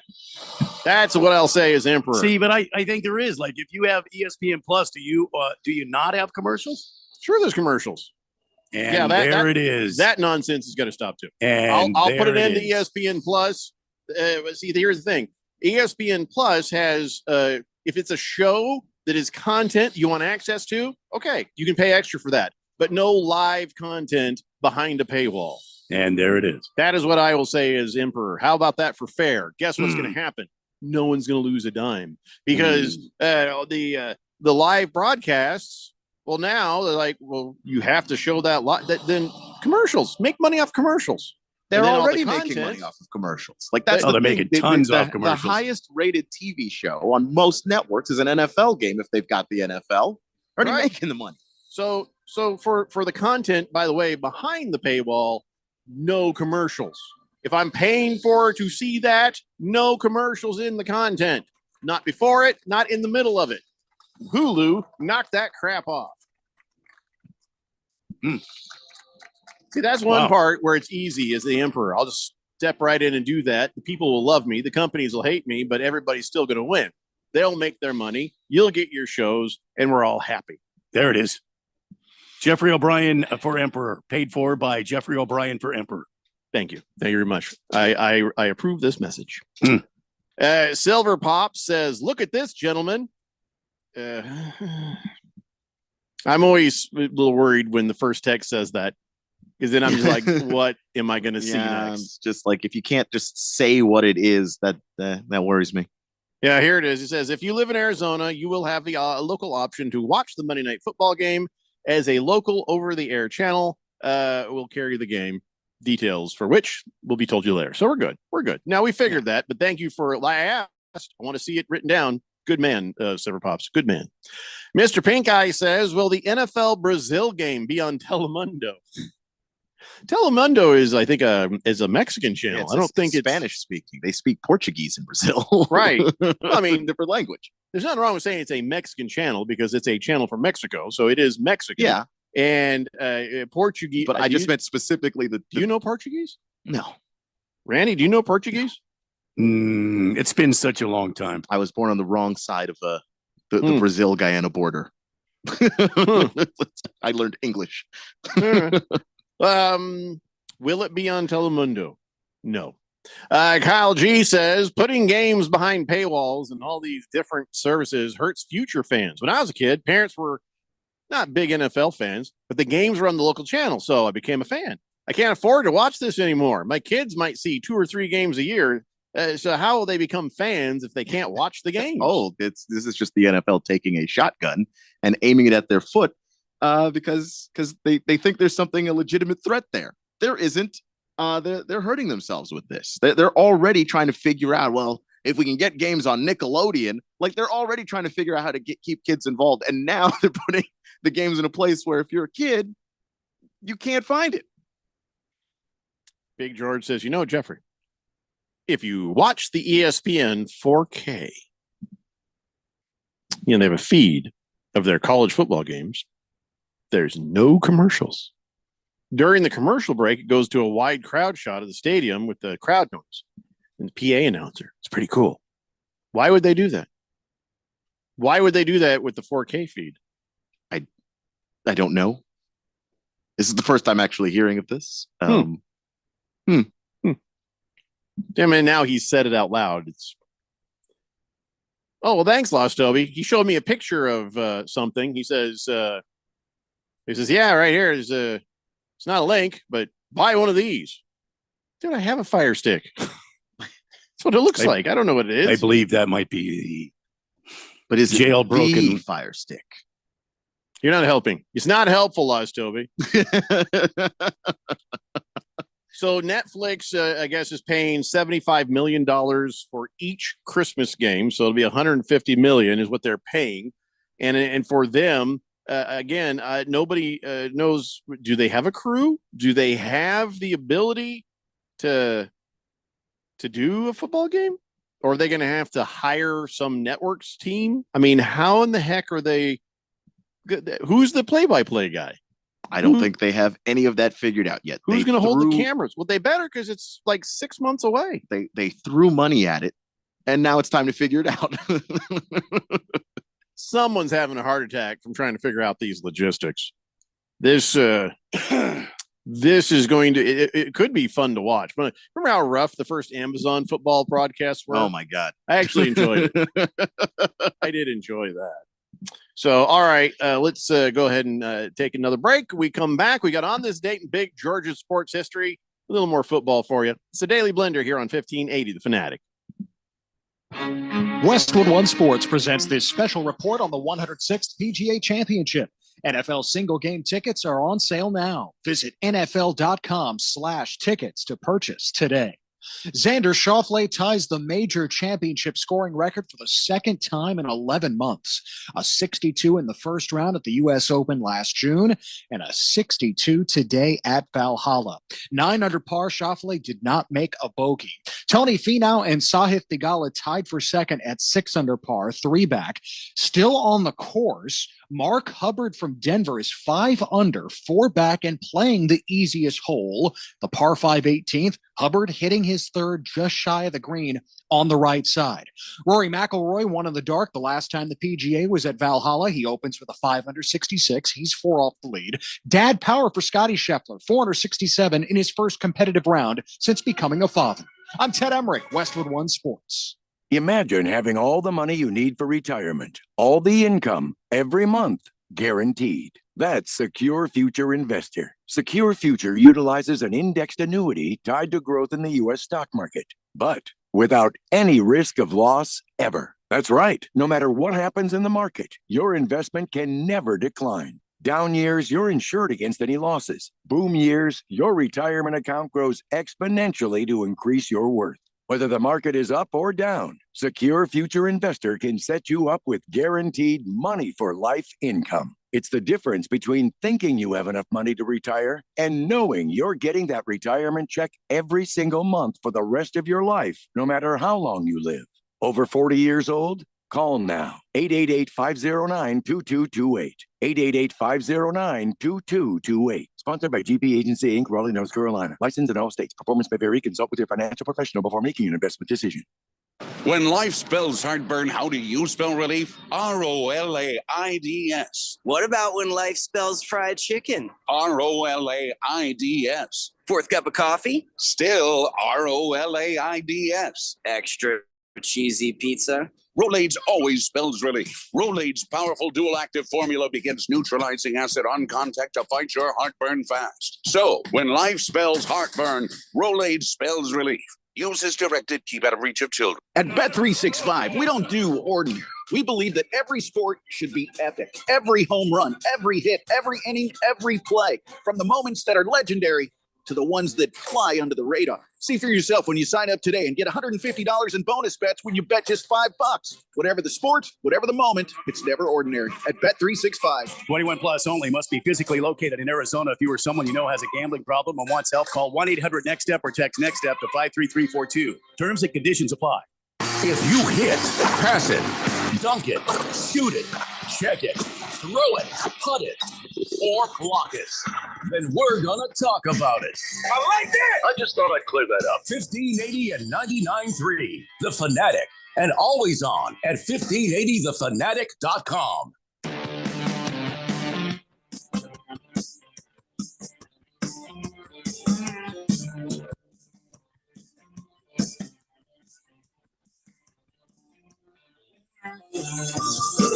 Blender here on 1580 The Fanatic.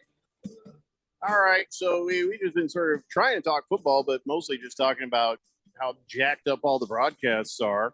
One good piece of information that came out is that straight up regular ABC is going to have 7 Monday Night Football games this year. Last year, I don't think they had. Last year they had them every week because of all the strikes. You know, they have the writer's strike and they have the actor's strike.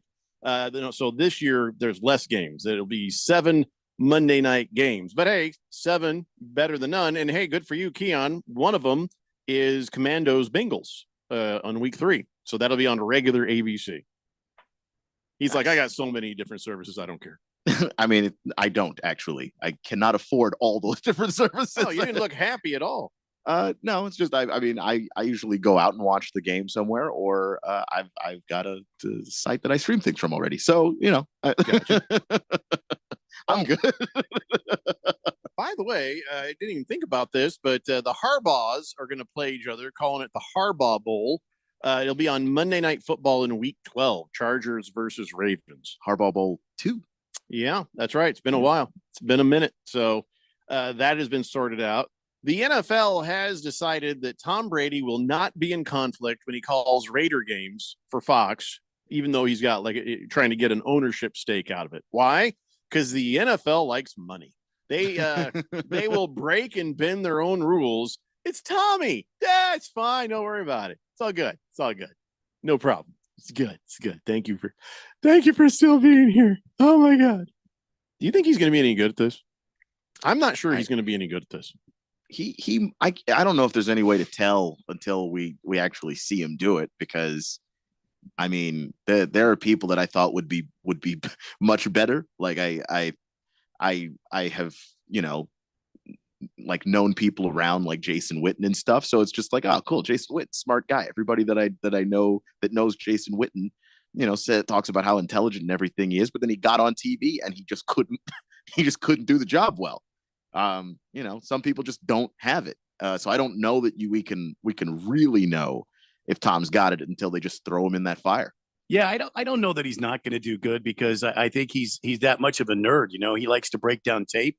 He likes to see what other teams are doing, and he likes to talk about football. I mean, he's a self-described football nerd. So I think he's going to be fine, Jeffrey. I think he'll probably end up being like, I don't know, 100 times better than Tony Romo. Remember when Romo first started and he was calling out plays? I think Brady will be, even better than that. I think Brady will be calling out plays and drawing stuff on it could be really good. Could be really good.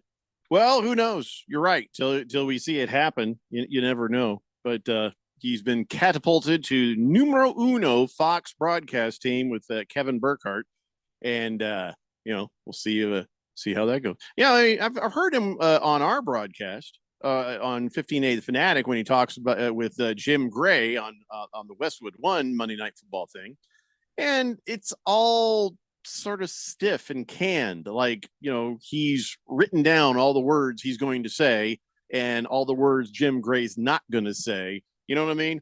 So I don't feel like that's a real conversation. I feel like that's kind of scripted out by either Tom Brady or Tom Brady's people.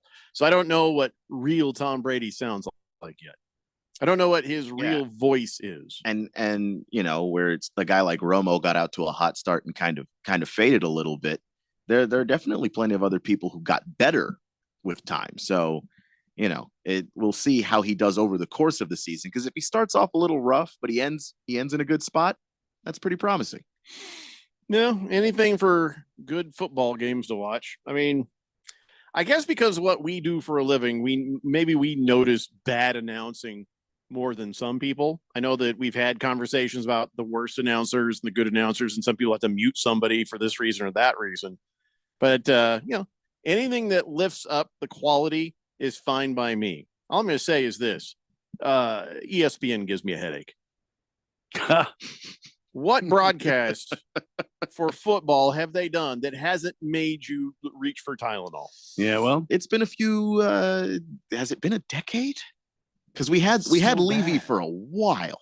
So bad. Like just a I good never listened to long Levy. while. Never And then listened to him. now we've got Buck and Aikman. Levy's gone, right?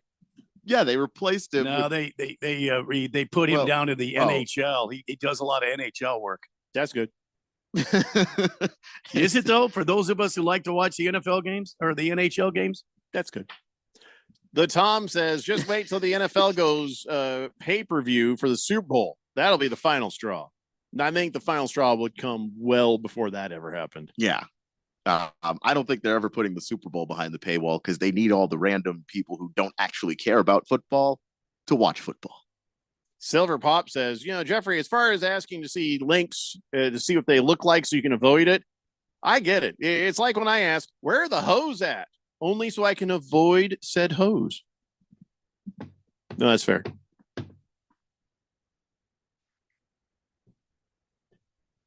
Did you hear the screeching sound of the show coming to a complete halt? Where are the hose?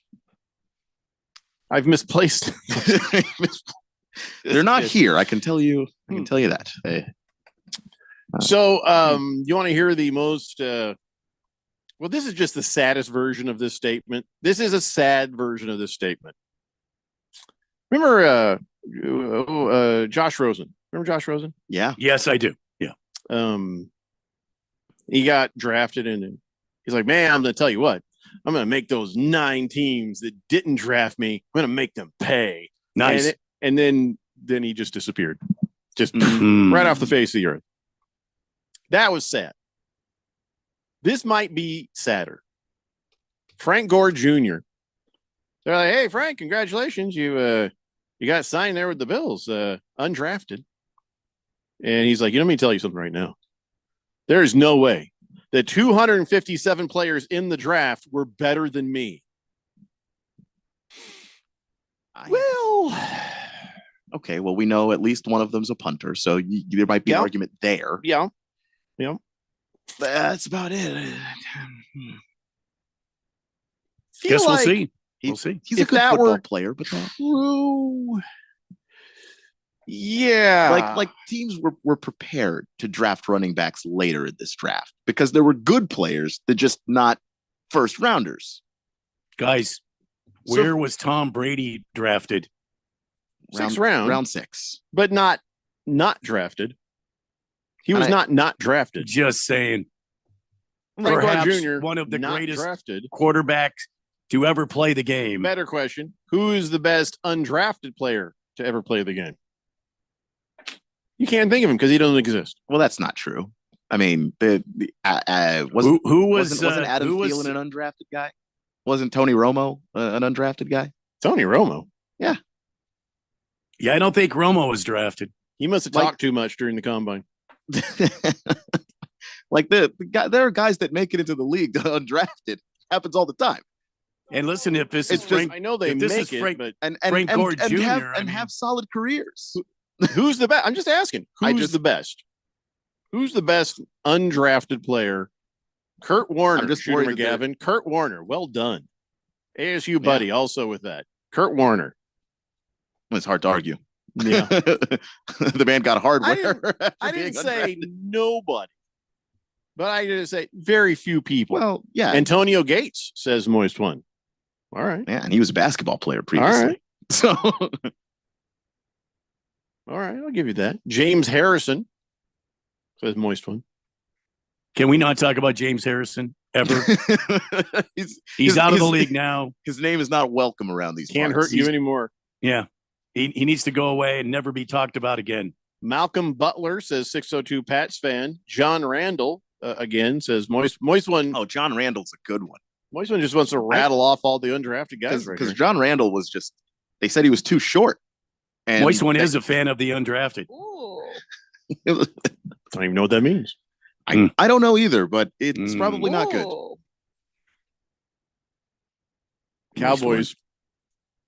Cowboys say they're planning to give Trey Lance a ton of reps in the OTAs and the training camp. They're going to play the hell out of him in preseason. I mean, they got him last year and they didn't really do anything. Now they're like, we better see what we got here. Well, no, they also couldn't. They got him right before the season started last year. He's not going to learn the playbook or any of the things they want him to do like 5 weeks before the season or whatever it was. So I think they're just trying to figure out, okay, let's see what we got and if we're going to send him away or keep him around. Yeah, and he's also not a starter. At some point, this Dak Prescott contract is going to be up, and you need to know: do you have a guy that you think you can throw in after that, so you're not forced to pay Dak again, more than he's worth? Warren Moon, but wasn't Warren Moon in the Canadian Football League first?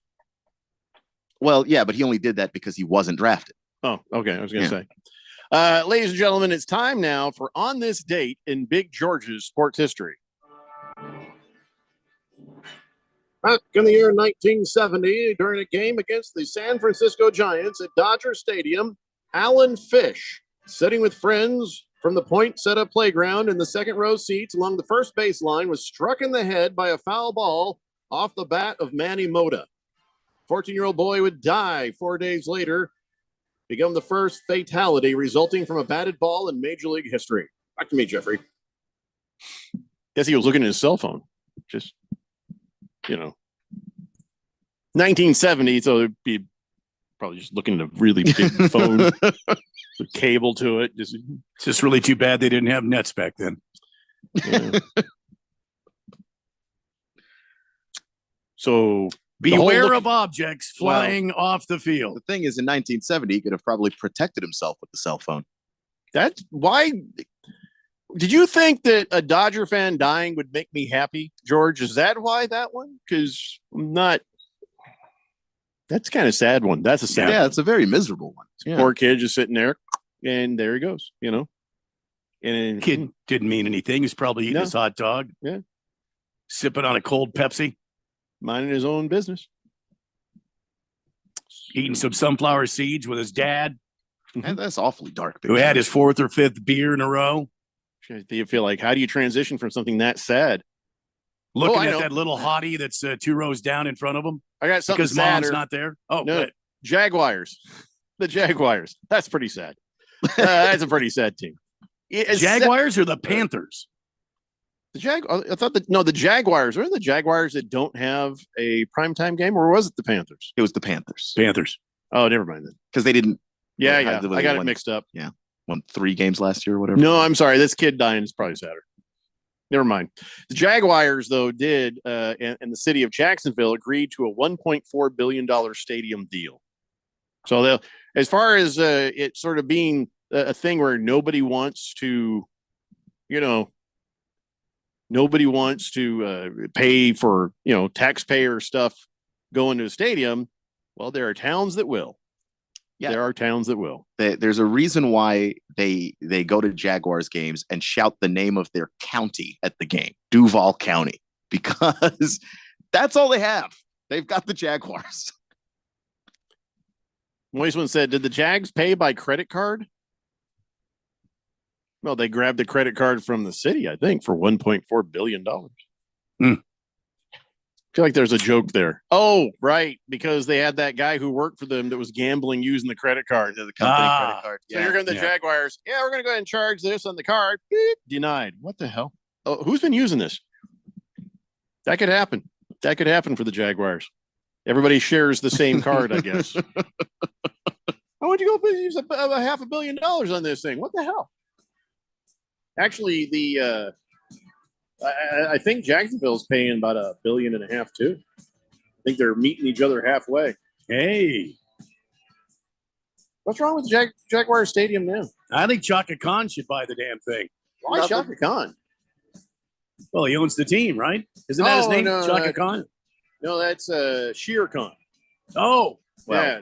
Doesn't he own the Jaguars? Jungle Book. Yeah, Shere Khan's the tiger from the Jungle Book. Yeah, Shad Khan. Shaka Khan is Shaka Khan. Chaka Khan. Chaka Khan. Chaka Khan. I don't remember the song. What did she used to sing? I feel for you. Oh, and then in that song, she said Shaka Khan. Chaka Khan. Yeah. I feel for you. I think I love you. Yeah. Thunderdome. Oh, the show's over. No, that was Tina Turner, man. Oh, that was Tina Turner. Yeah. Bye. Westwood One Sports presents this special